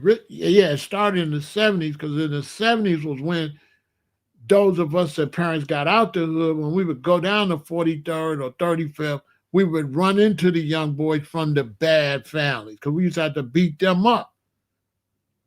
You understand? So like my parents, boom, they come here, they in this apartment on Stewart, they move to Princeton, then they get a home. Boom, I'm in kindergarten, first grade, seventh grade. Finally, I end up in seventh grade, sixth grade, seventh grade, eighth grade. So now I'm taking buses moving around. Now when I'm taking buses moving around, I'm running into eighth graders on the low end from the projects, and they different. They the beginning of these kids who daddy's on heroin or that, right? So now we running into them. So now when I'm in the seventh grade, eighth grade, high school, I'm having beef with the underdeveloped families. The boys who daddy didn't get them out of there. I'm having beef with them. So when we leave, we live where there's homes. When we go down on 63rd and we bump into them, we used to have to whoop them, and we created a philosophy. We had a philosophy that went, just because you broke don't mean you won't get your ass whooped. Because they thought because they was broke, that got something to do with you, bro. You could be broke, or you could be from the projects and mad, but what that got to do with the fist, though, you still got to be able to fight. The projects don't mean you can fight, punk. You know what I'm saying? So I had to whoop a lot of dudes that came from an underdeveloped city. I had to beat a lot of them up. Because they thought because they was from a poor area, they thought that meant that you had hands. No, you only got hands if you practice boxing. You can't just stand around in the projects and fight. You got to go out and practice. And if you don't practice, bro, you're gonna get dusted off. So we used to run into them. They lived in a certain area from the small group that didn't progress, from the people my mom and daddy left behind. the people my mom and daddy didn't want to live around no more. Because my mother said what made them want to get out to the apartment is one day she took me outside and I walked through a dice game. And one of the boys started talking crazy to me, to my mama, because the baby kicked the dice. My mama said, you was just a baby and you kicked the dice. And they was cussing, talking to you like you was a grown man. So my mama told my daddy to move. That group stayed. Not everybody excelled out. So if you got 100% in the rougher in the low end in apartments, you get 80% move and that 20% stay, and then another group come and that 20% grows. They create an area, they create an environment because everybody decent then left. Now they create an indecent environment area. So now we grow up, we moving around 6th, 7th grade, we bumping into 6th and 7th grader back in that hood my mama and them left. I got to knock your shit out your shit. You know what I'm saying? Fucking playing with me. Like, I don't know none of that. All I know is what it is, what you want to do, box or boogaloo. I don't know. I don't care because you broke, bro. All I know is how to fight for myself. That's all I know. I know how to fight. I don't know nothing what you talking about. I got to fight for my sister. That's all I know. And I never read where being broke and dusty make you fight better. I didn't read that manual. I never got the book, bro. I never got the, you know what I'm saying? They never sent me the memo because you was broke and dusty that you can't get beat up, bro. You know what I'm saying? So I didn't never get the memo. So I had to whoop a lot of them. When we used to go down 63rd, get our clothes made. We want to go to Rabs. We want to go to a different tailor instead of Rosen. And we go down there and dusty dudes looking at us. You know what I'm saying? And we have to dust your ass off. You know what I'm saying? You're a bitch. You're just a broke bitch. Basically. So that's how that went. Where just some people just didn't excel. They end up on substances and they created a whole project environment. So you look years after, it's a whole bunch of them. Now, the gang stuff died out because we the baby boomers and most boomers didn't join the gang, so it died out. But by the time I graduated high school in 1976, now they got a new group. Now it's growing. You know what I'm saying?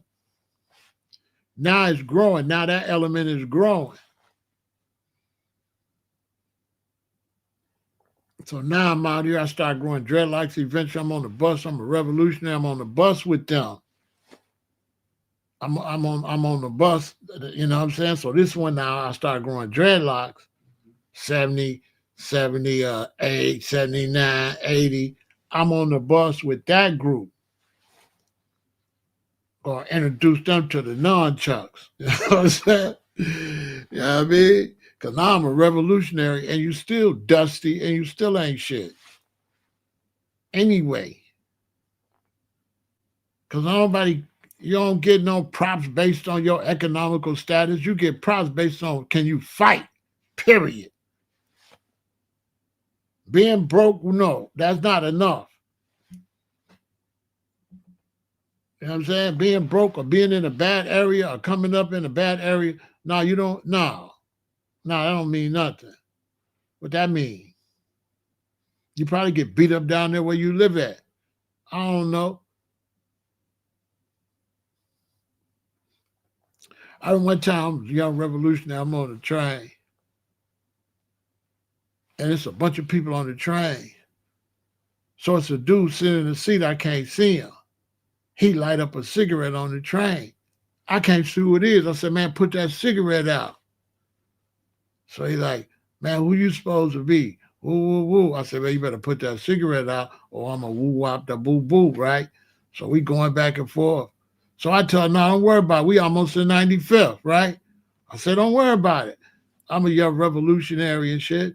I like, don't worry about it. We almost in 95th.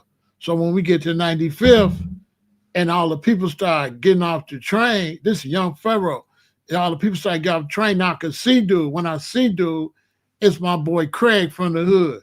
He like, oh, Stu, I ain't know that was you. This real story. He was talking all that. Wait till the train stop and all that. The train stopped. When the train got there and he moved, I could see who the dude was. It was Craig. He like, oh, Stu, I didn't know it was you. Bro, listen, you know what I'm saying? I'm a revolutionary now, but when I was Stu gambling, you didn't play with me, bro. You didn't play with me in either world. You know what I'm saying? Bro, you know what I'm saying? When I was outside with them dice and you didn't play with me, and you boy, you know what I'm saying? Stop playing on this train, bro. Because you're not even built like that. He started copping, please. Oh, Stu, I ain't know that was you, man. I ain't do nothing because, you know, we got, you know, that's the homeboy still. So I didn't just beat Craig up like that. But still, I could have. You know what I'm saying? Craig, you wasn't shit in the 5th grade, 6th grade, or 7th grade. The fuck? I mean, you know, just because you broke don't mean you're going to get beat up. You still got to know how to fight. We didn't do pistol play. We did fight. You had to know how to fight. You had to know how to fight. And if you knew how to fight and he knew how to fight, even if you fight and he win, he barely win. So he don't want to mess with you no more because one mistake he could have lost. So this is how we had respect for each other if you could fight. Because if I fight a dude, even if I win, there was spots where I could have lost. So you got to respect dude. Because he did catch me in my eye and my lip. Because a lot of times we'll fight and fight over, both of us be bleeding. Fights wasn't like that. Fights was everybody taking licks. Not this fake internet, what y'all think fighting is. Fighting is you get hit and they get hit. You don't necessarily do all the hit. Well, now one person, they can't fight now. So, you know, they don't know how to fight. Fighting went away when the wrestling group came. They kept watching wrestling. So they want to grab people and slam people. So they didn't have hands. You know, we the Muhammad Ali and Joe Frazier. And that's all we used to watch was boxing. So, you know, we was really heavy into boxing.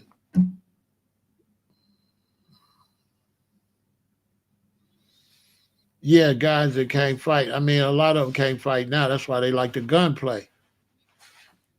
You basically learn stuff from who your role models are. And our role models was like Muhammad Ali. So that's the only reason we could fight so good. Because we just pretend we Ali all day. You know, practice make perfect. So if all day you boxing. You know, when I was growing up, we used to box for fun. We used to slap each other for fun, slap box for fun. Like these young brothers, they could never do what we used to do. We used to actually slap box for fun. And the idea is to slap me as hard as you can and for me to slap you as hard as you can. Now imagine doing that and not getting mad. See that type of stuff we was built? Imagine me slap boxing with Hambone or Dwight and I'm slapping him and they slapping me, but we not mad. We think it's fun. Imagine getting slapped and it's fun. And you slapping him and he's slapping you. And then you quit. And then the other one won the box. You're like, come on. And we was really slap boxing. You know? Great. And it was fun. We thought it was fun. You catch me, pow. I'm like, oh. That's all. I don't know. You slapped me. We thought it was fun.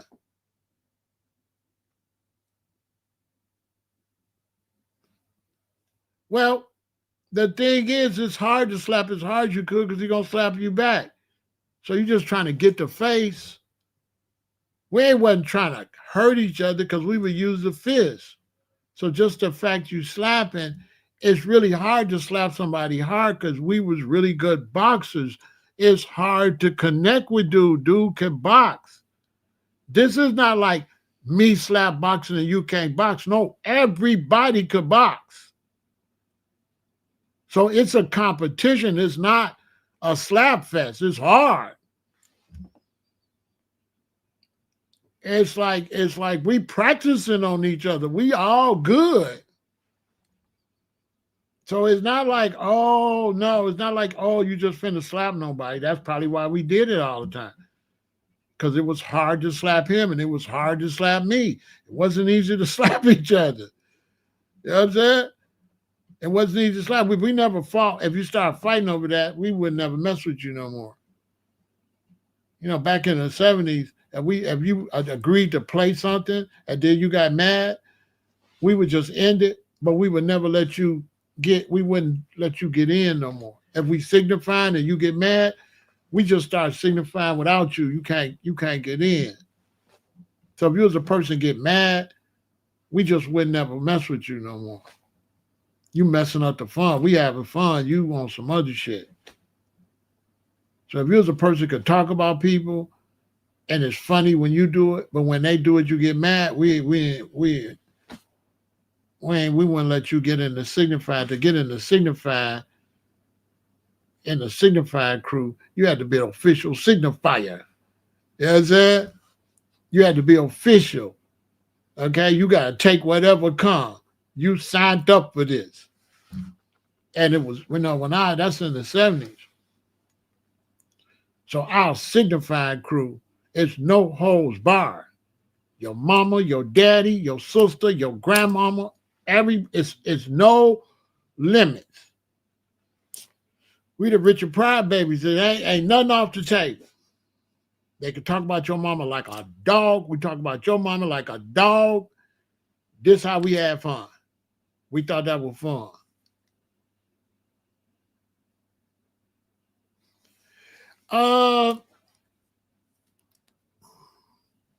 No, we didn't really slap box to see who could fight. We slap box because we watched Muhammad Ali all day.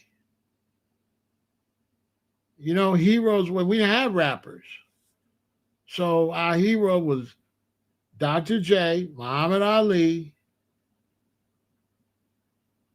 and James Brown. So we want to dance like James Brown. We want to play basketball like Dr. J, and we want to box like Ali. It was just like, we ain't have computers. We ain't have Xboxes and shit. We outside.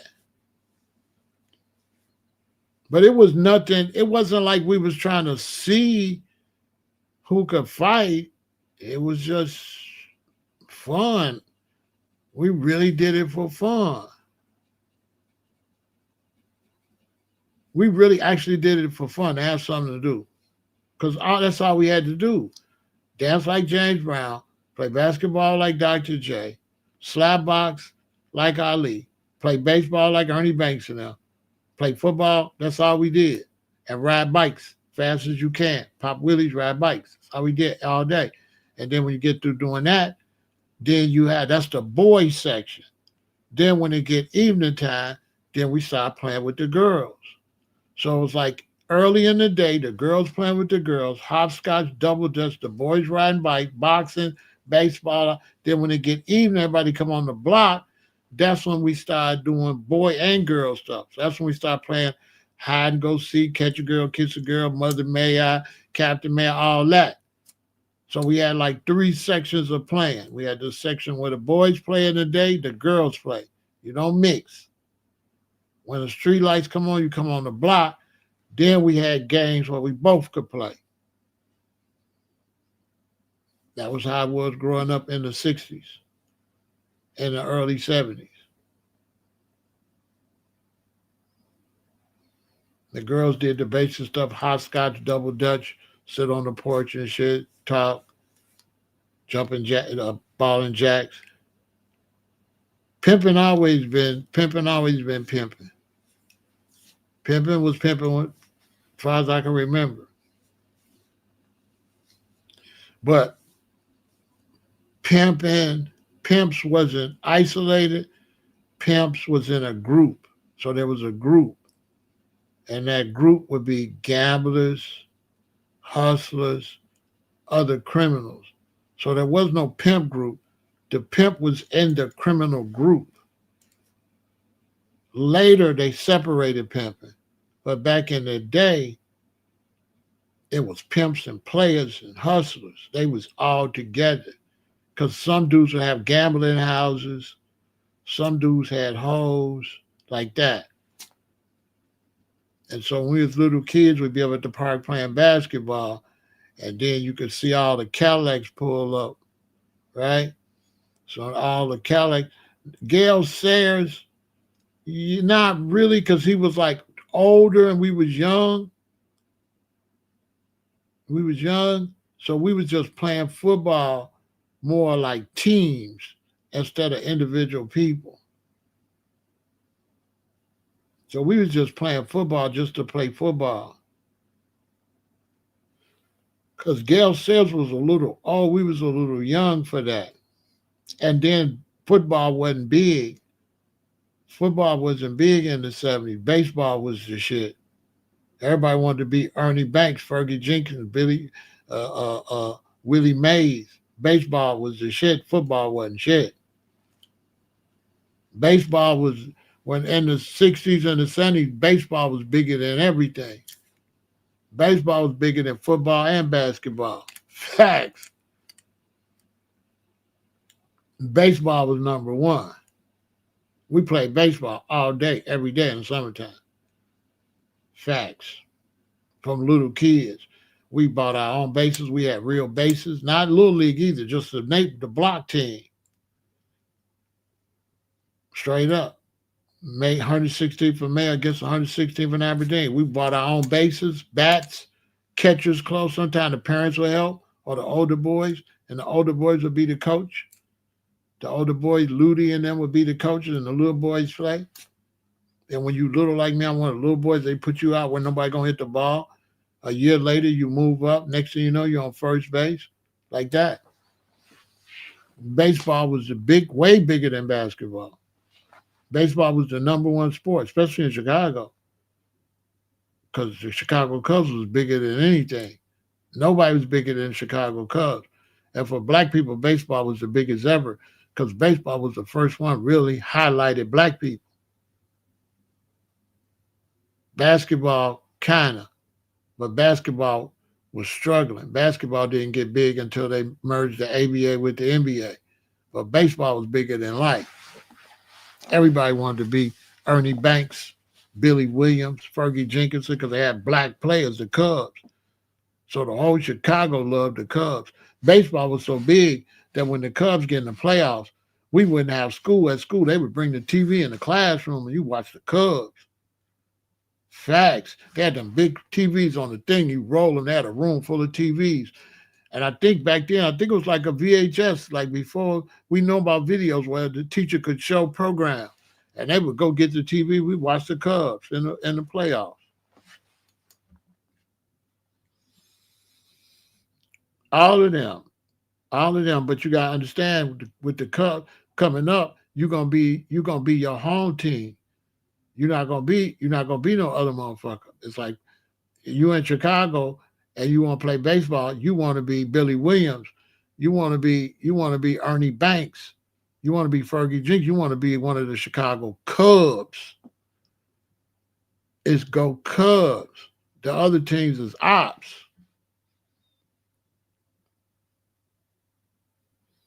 Ernie Banks came to the gas station. We all rode our bikes up there. I wish I had it. And he gave us a thing. And when you flick it, it show him hitting a ball. He signed it. You know how much that thing would be worth if I had it? I was older than then. Andre Dawson, that's past my little kid age. I'm talking little kid age. I'm talking little kid age. I'm talking Cubs. I'm talking baseball cards. I'm talking about Roberto Clemente. I'm talking that era.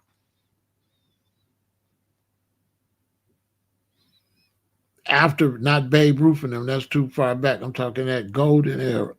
Willie Mays and Billy Williams and that group.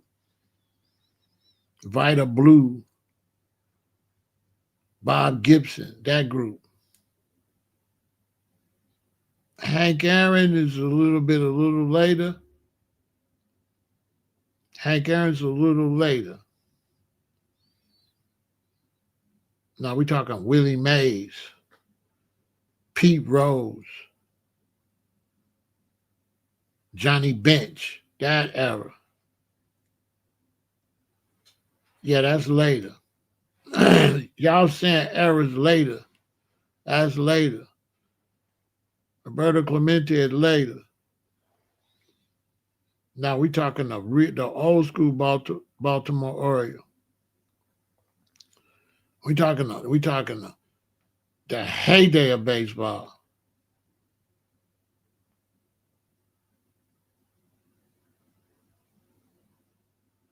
We know that. We talking the heyday of like, you know what I'm saying?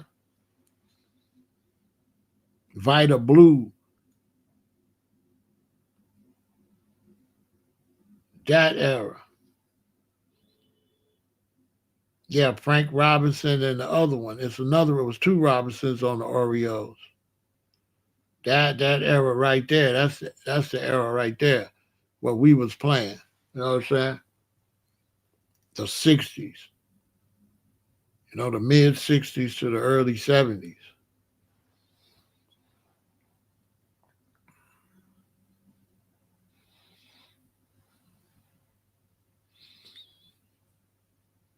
I think Jackie Robinson. I don't know if he was still playing.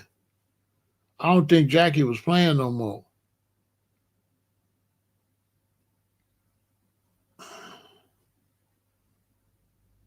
It's like Roberto Clemente and them was playing though had came into the game. I don't think Jackie was playing no more. I think Jackie, that's my daddy in there. I think that's my daddy era. Jackie Robinson retired in 1972. Jackie Robinson. I don't remember. I don't remember us really paying attention to Jackie Robinson.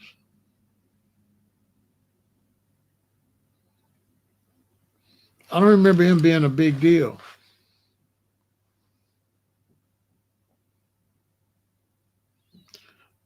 Brooks Robinson, yeah. Yeah, Brooke Robinson was a big deal.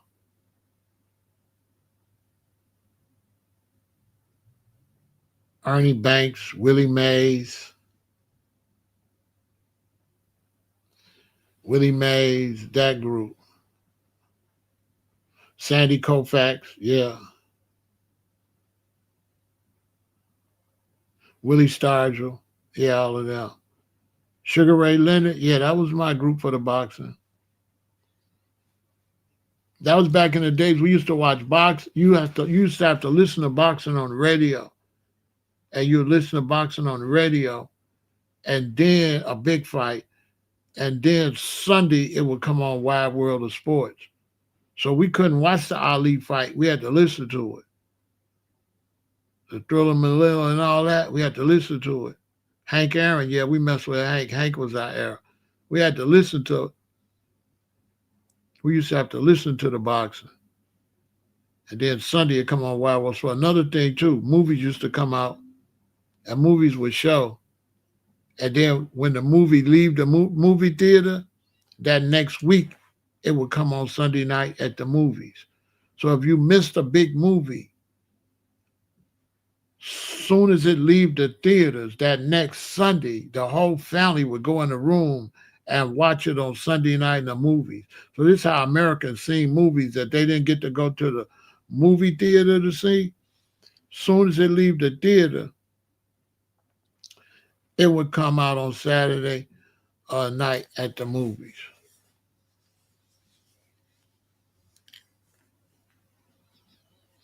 Yeah, Cincinnati had the big dude hit all the home runs, the big white dude. They had a squad, boy. I forgot that big white dude name. He was strong as ox.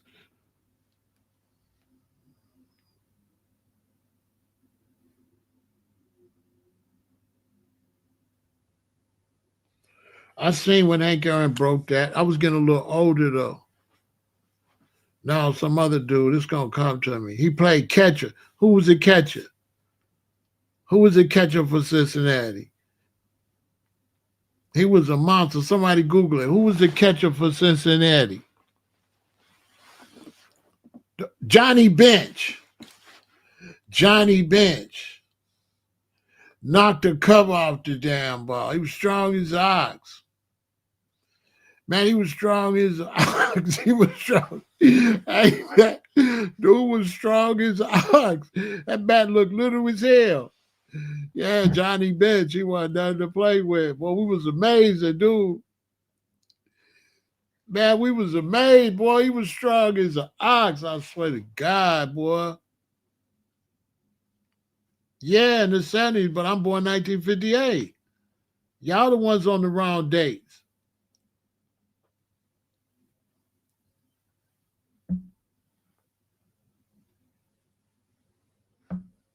I was in my prime. Think about it.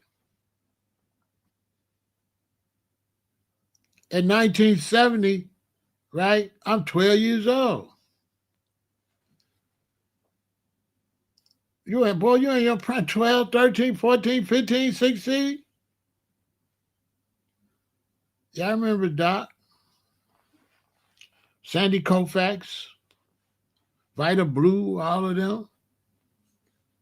I had all my baseball cards. I had baseball cards. All of them, my cousin lost them. Those baseball cards would be worth millions of dollars. And I had whole teams. My young cousin took them, and I don't know what the hell he did with them. Nobody knew they was going to be valuable back then. I had every team. I had every team, every player. My cousin lost them baseball cards, worth a fortune. Yeah, I remember Lou.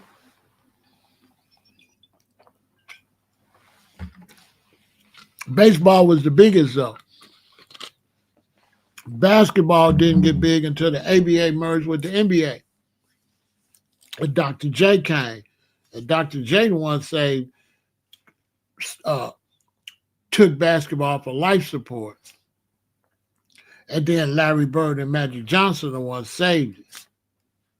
But Dr. J brought some hope.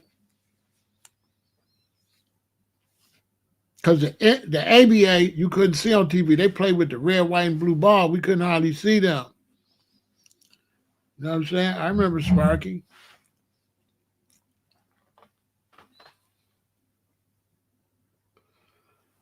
But in them days, the Cubs was the biggest team in Chicago. Like the Cubs, man, people go crazy for the Chicago Cubs. Baseball was the biggest sport for a long time. When Dr. J came with that big old afro and dunking like that, we went crazy. Because before Dr. J came, we all wanted to be Earl the Pearl. Reggie Jackson, that's a little bit after my time. I was getting too older. See, once I got about, once I got a little older, I was like a little gangster hustler. So I wasn't doing no kiddie shit no more. So I kind of stopped doing kiddie shit by like what? I started smoking cigarettes in the 6th grade. I started smoking weed when I got out the 7th grade. So yeah, by the time I got once I got out the 6th grade, I wasn't doing no, I'm trying to kiss girls and shit. So I was on some baby gangster hustler shit then. So I wasn't doing no little boy. My little boy world was short. You know what I'm saying? Yeah, my little boy world, it didn't last no whole long time. By the time you get to 1970, no, I ain't, you know what I'm saying? I ain't watching baseball like that. I'm watching basketball. I'm still doing basketball all through high school. But baseball, I wasn't watching baseball. I wasn't playing baseball. I was still shooting hoops. But I was shooting dice more than I was shooting hoops. What they hitting for? Little Joe. Bet 10 I hit. Bet 10. So I was shooting more dice than basketball. Yeah, as soon as I got as soon as I got 6th grade that summer, me and Loyal Nichols was the first one that asked me, "You want to do this?" I'm like, "Yeah, yeah." Parents about trying to influence nobody. Nobody influenced me. I was with it. You know what the hell? Yeah. So then, I had got my first tailor-made suit when I graduated out of 6th grade. You know what I'm saying? I'm your mama, I'm your daddy, on that. So you know what I'm saying? My daddy buying Cadillacs, so I'm looking at all the Cadillacs, the pimps and players coming up. So there I got my tailor-made suit. I'm trying to look like Harold Vass. So I'm trying to look like the OGs. You know what I'm saying? The OGs got on tailor-mades. I need me some maids. I went on, Mama, can I get some maids? She said, what the hell is that? Some maids, Mama. Black people make up their own slang. Instead of tailor-mades, they call them maids. Mama, can I get some maids? It's like, boy, I ain't got no money for that. It costs $45 for the vest and the pants. And my mama said, I ain't got no money for that. So one day my mother said, boy, go up to Rose and get you some pants. She gave me $45. I went and put $45 on a tailor-made suit. She was big mad. She came back, where the pants? Mama, I got some maids. You got some what? I got some maids, Mama. Boy, what that took my money, gave that man my money for that mess. Boy, she was mad. I said, Mama, you got to see it. Mama, you got to see it. It's shark skin with some spade pockets like on the playing cards. Spade pockets made out of velvet, Mama. And it got my initials, MDS, on the vest with some buttons, black velvet buttons. You know what I'm saying? She said, boy, you didn't want to I gave you $45. You're supposed to get 3 pair of pants. You weren't supposed to get that.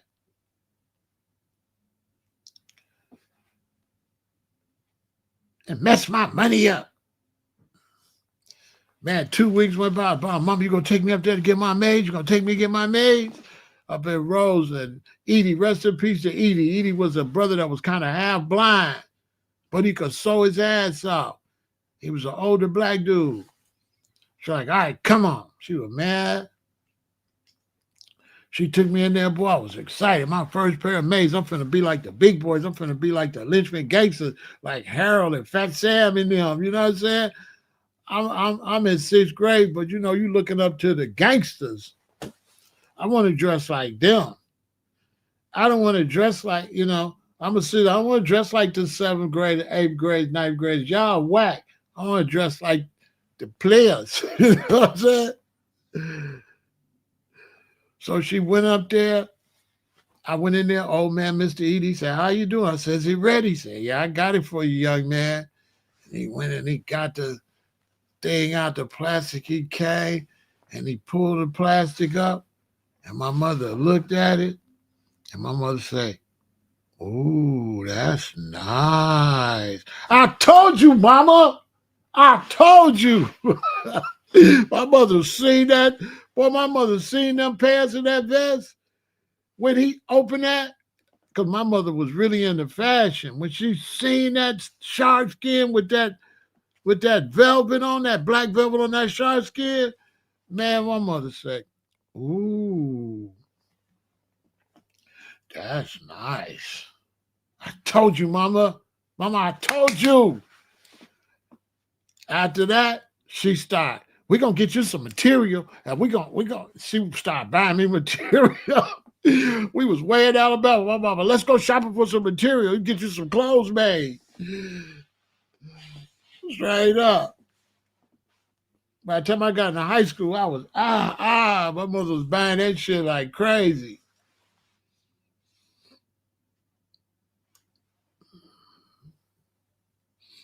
She started buying material. She seen the light. I told you, Mama, I told you. She was in.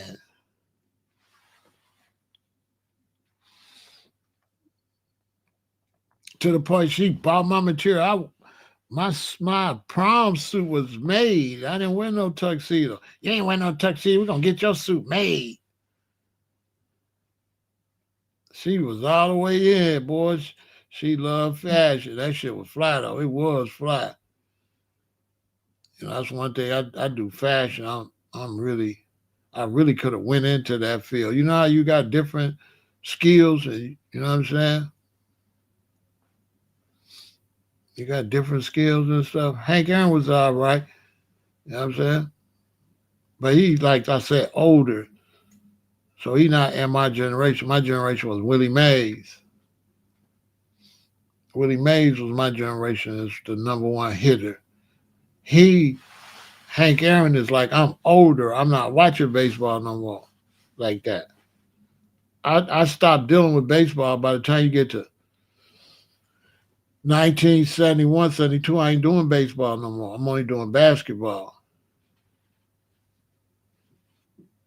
I stopped really dealing with baseball. I just started doing basketball. Once Dr. J came to the NBA, I wasn't watching baseball no more. And baseball was boring to watch too. Baseball was fun to play, but trash to watch. So I liked playing baseball, but I ain't like watching it. It was too long and dragged out. Basketball was fire. Yeah, basketball was super fire. Super, super, super fire. So I started watching basketball. By the time I got in like the seventh grade, and that was it. Baseball was out of there.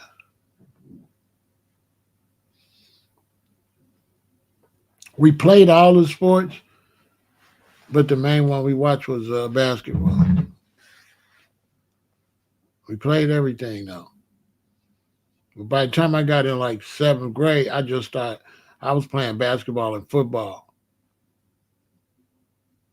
Yeah, Connie Hawkins was fire.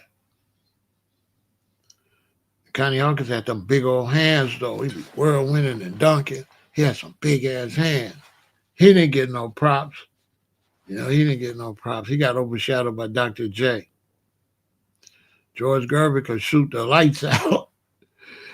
He was tall as hell. Him and Bob McAdoo, they was crazy with the shots. Bob McAdoo just all net from the corner. Now, them was two of the best shooters in the NBA that don't get no props. George Gervin and Bob McAdoo, they don't get no props. None. You know what I'm saying?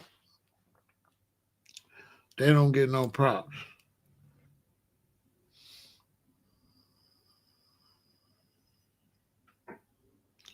David Thompson was all right. He just never amounted to nothing.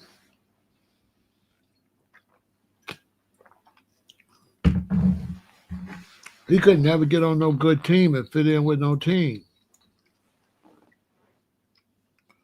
He just couldn't fit in with no team. And you got to play Boston and all that. You know what I'm saying?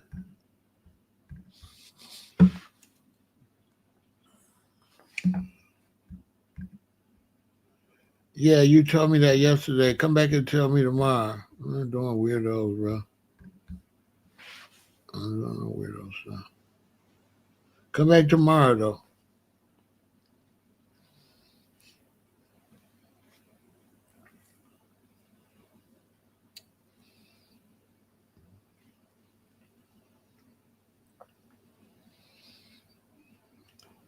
But the reason that the young generation can't do that because they don't have enough. You don't have enough babies. All they can do is gang bang. You ain't got enough babies. When you cut back on the birth rate and you cut back on how many babies you having, you cut back on the children having a social life. They don't got nobody to socialize with.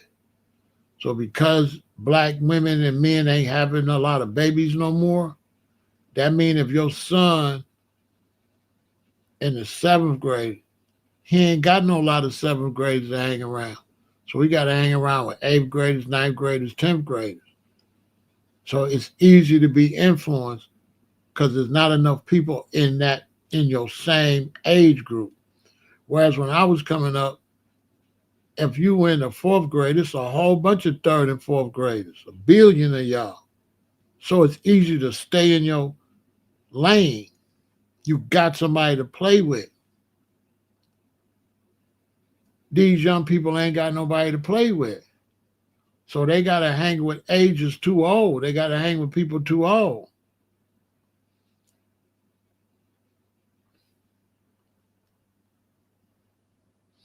See what I'm saying? Nate Archibald was crazy as hell. Nate Archibald was crazy. I went to see him play. Nate Archibald was something else. I might have watched They Lived. I don't even remember. Nate Archibald was crazy. I seen him live play against the Bulls. They couldn't find his ass. They couldn't find dude. I swear to God, they couldn't find him. Hey man, I seen him play live, man. And people knew how high he was jumping and shooting that jump shot. You wouldn't believe it. Dude is way in the air shooting that jumper. His feet at least 4 to 5 feet in the air when he's shooting the jumper. He way up there. I seen him play the Bulls at the stadium. It was crazy. They couldn't find him. He under the crowd, under the big dudes. They couldn't find dude. He was like a bumblebee. I don't know. I might have. The 80s. No, I probably didn't see in the 80s. I was in the mountain growing weed. I didn't see too many movies. I ain't had no electricity. No, I ain't see it. I ain't watching a whole lot of TV from 1980 to the 90s. I ain't watching a whole lot of TV.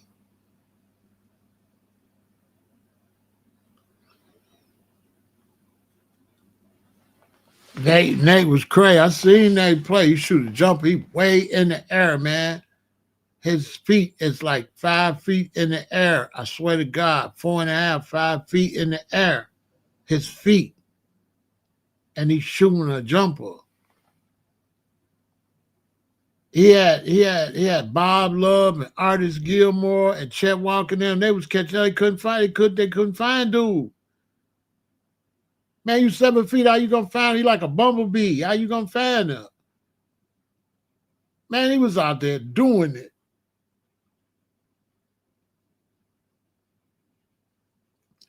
And jumping up, grabbing rebounds. I remember how it sound when he would grab the rebound. You hear pop, pop. His hands ain't that big, but he was strong, man. You should hear how he would grab the rebound. You could hear the ball go pop, pop.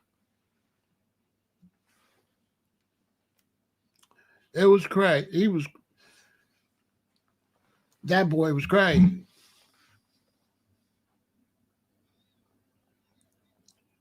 Because once he run up under him, he know they can't find him. He was sneaky. What he would do is everybody's 7 feet, 6 something. So what he do when he run under him, they can't find him. He would make them block him out. He would use the other player to hide behind. The shit was slick. It was the way he was scoring is he was using them like picks without their permission. It was deep. I bet you they built a lot of the game after watching how he was doing it. Because he can run around a dude, but you can't. You 6'8", 6'9". When he run around dude, you can't run around dude like that, so he gone. So he run around dude over there and shoot. You trying to get around, you tall. His little ass zip around this dude, shoot a jumper. How the hell you go? They would be out there like this. This is how they would be out there with Nate. They would be like, I swear to God, they would be out there. This is how they would be out there, the tall dudes. That shit was funny. They would be looking for his ass. I swear to God, I ain't lying. My daddy took me to see him play live. I was cracking up. It was kind of almost like comedy. You have to be there to see it. I was courtside, so I seen it close.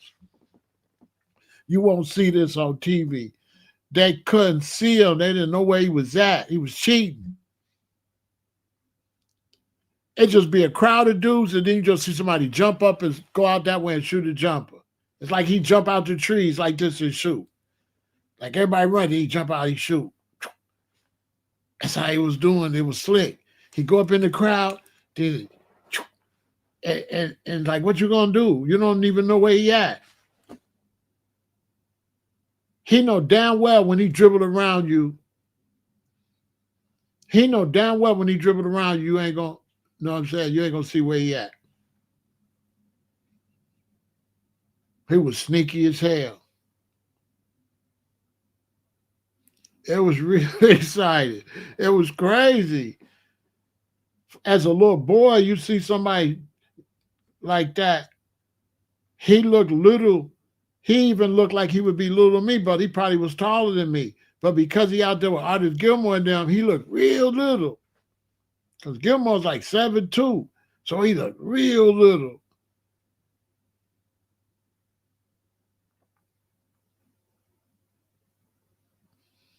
It was confused, like trying to keep up with something. Where he go? Oh, a lot of times you don't see him till he shoot.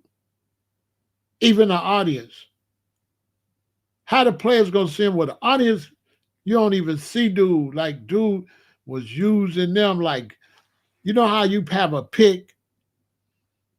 Okay, it's 10 dudes, right? And it's one little short one. So he got 9 trees to hide around. His team and the other team. It was some slick shit.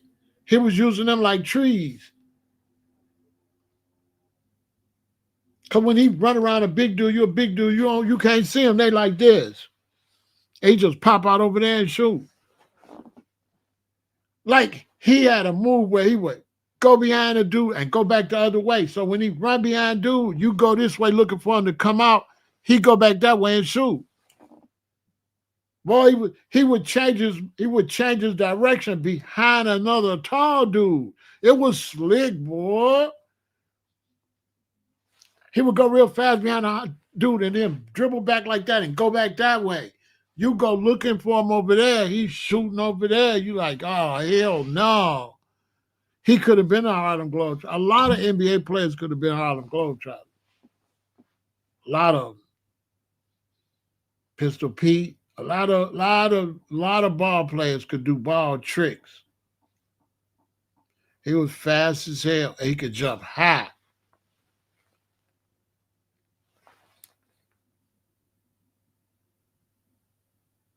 He was hiding behind. Yeah, Lone Ranger. He was hiding. Yes. Yes, he was smart. He was hiding. He would hide, and then he would cut down the middle and lay the ball up. Nobody don't see dude.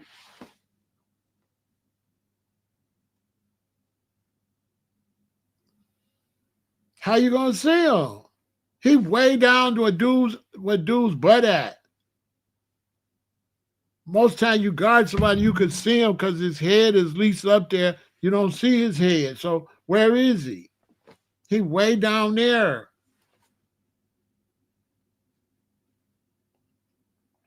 Man, that boy was off the chain. He just run into the crowd, and then the ball just go to you. He don't appear until he just be in the crowd. They be jumping trying to block him, and then he just come out. You'll see it just come out the crowd. It was weird. Now, he's one of the weirdest. I'm glad somebody brought him up. Now, if I name my top 10 weirdest players to watch, he would be in the top 10. It was weird watching dude.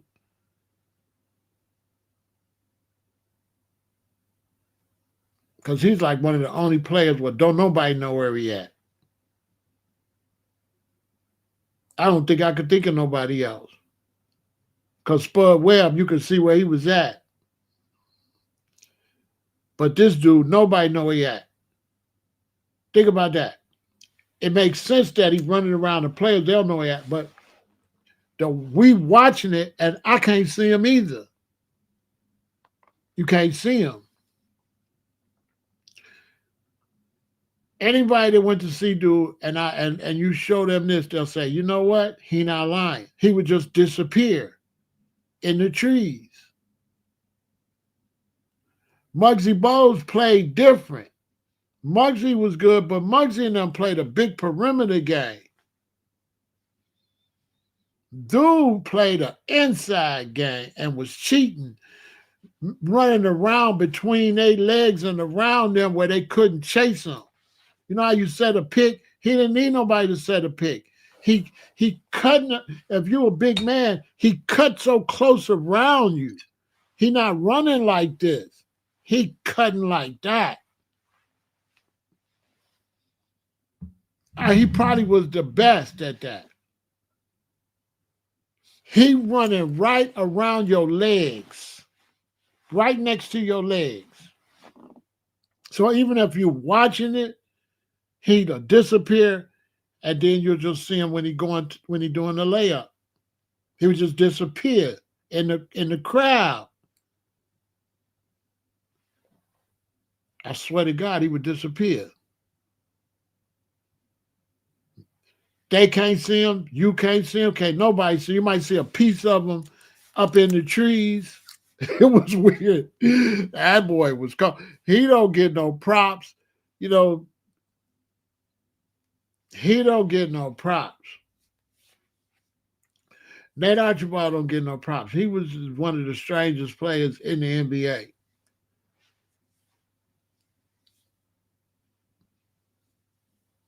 Because he made you set a pick for him without setting a pick for him. Yeah, it was crazy. I think he probably a master at having you set a pick, but you didn't even set a pick. Like everybody setting a pick for dude. You know what I'm saying? I don't know how to explain it. But both teams setting a pick for him. Because if you're the opposite team, you're not supposed to be setting no pick for dude, but everybody out there was setting a pick for dude. Because he would play close to the player. That's why he run close to you. Can't nobody cut that corner like that. He cutting the corner like this, you cutting the corner like that. So he gone. He move his shoulder up and he go around and wow, jump back, jumper. It's in there, he gone.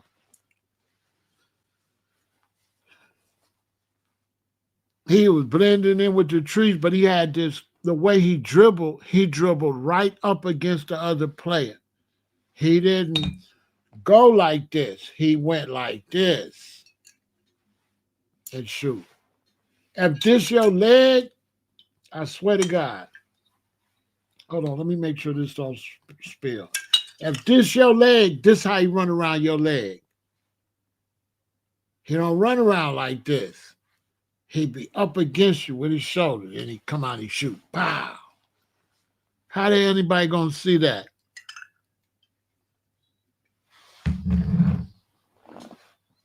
He the only player I couldn't see till he was shooting.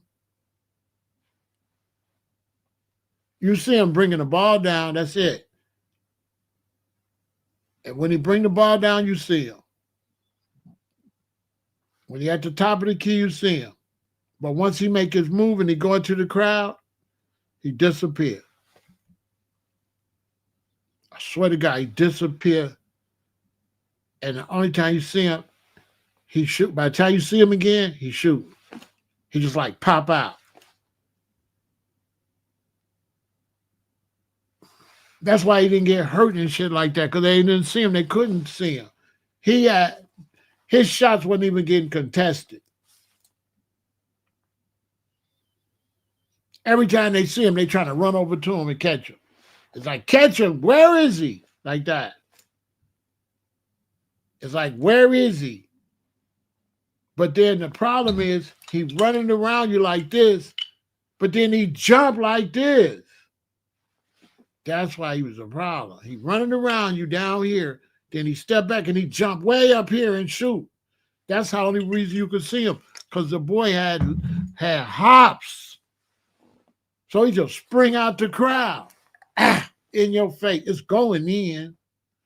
It was so weird. That game is a lot of work because you gotta watch him. You don't have to watch nobody like that. You have to like watch dude too much. In today's NBA, he wouldn't get away with that. Hell no. He would still be good though, but he wouldn't be able to do that. He wouldn't be able to do that. The game was a little primitive. The coaches now, they would never let him do that. They would coach him different. Ooh, they wouldn't let that boy go in that crowd like that. that game, you know what I'm saying? You gotta understand, he's a inventor of the art, so they didn't picked up on that. You know what I'm saying? They didn't picked up on that. Like, I guarantee you, if you talk to some coaches back, I guarantee you he had a lot to do with how they set picks.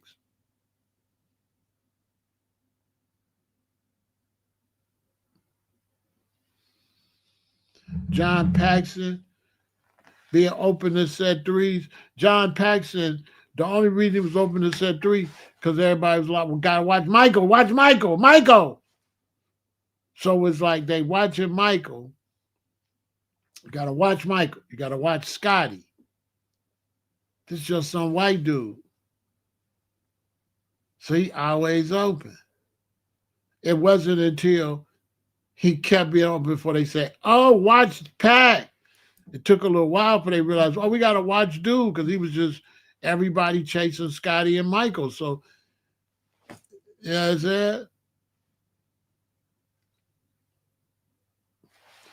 So once they were seeing that formula, then they brought in Steve Kerr, used the same formula. Steve Kerr benefited from Paxson, same formula. They're gonna watch these dudes that can really play. All you gotta do is hang out there. They gonna kick it to you, throw it in there.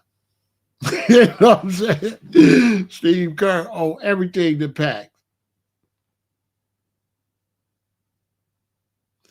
Yeah, my daddy used to talk about Dave Bing. Dave Bing had leaps for back then. My daddy used to talk about Dave Bing. My daddy loved basketball. That's why he took me to the basketball game. You know what I'm saying?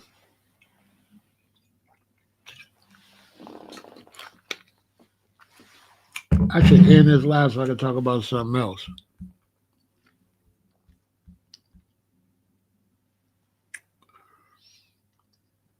Yeah, let me end this. I want to talk about something else. Anyway, I hope y'all having a safe look. I almost knocked out this whole.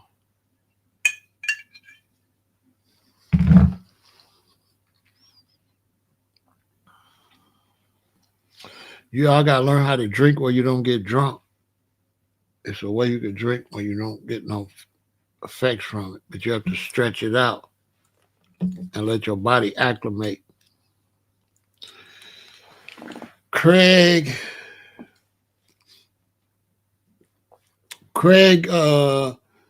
when I noticed too. Craig, when I noticed, that's how he was able to do good. If you got Scotty and Mike, you're gonna be open.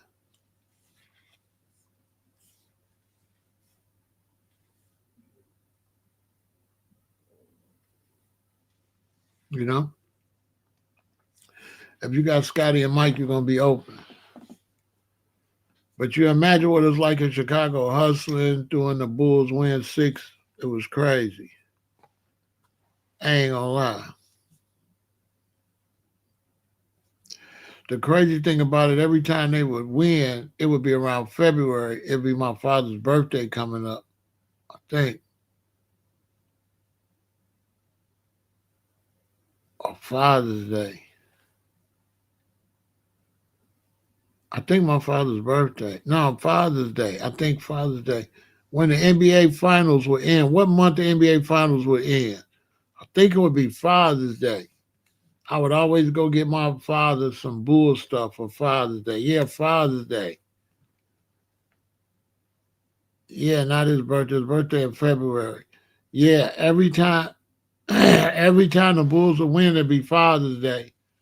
I would give my father some Bulls paraphernalia for Father's Day. They would have the big Bulls thing in Chicago. You know, they would have the big Bulls display with the cups and everything. I kept that cup. I got that. I got that Bulls cups he had that I bought him.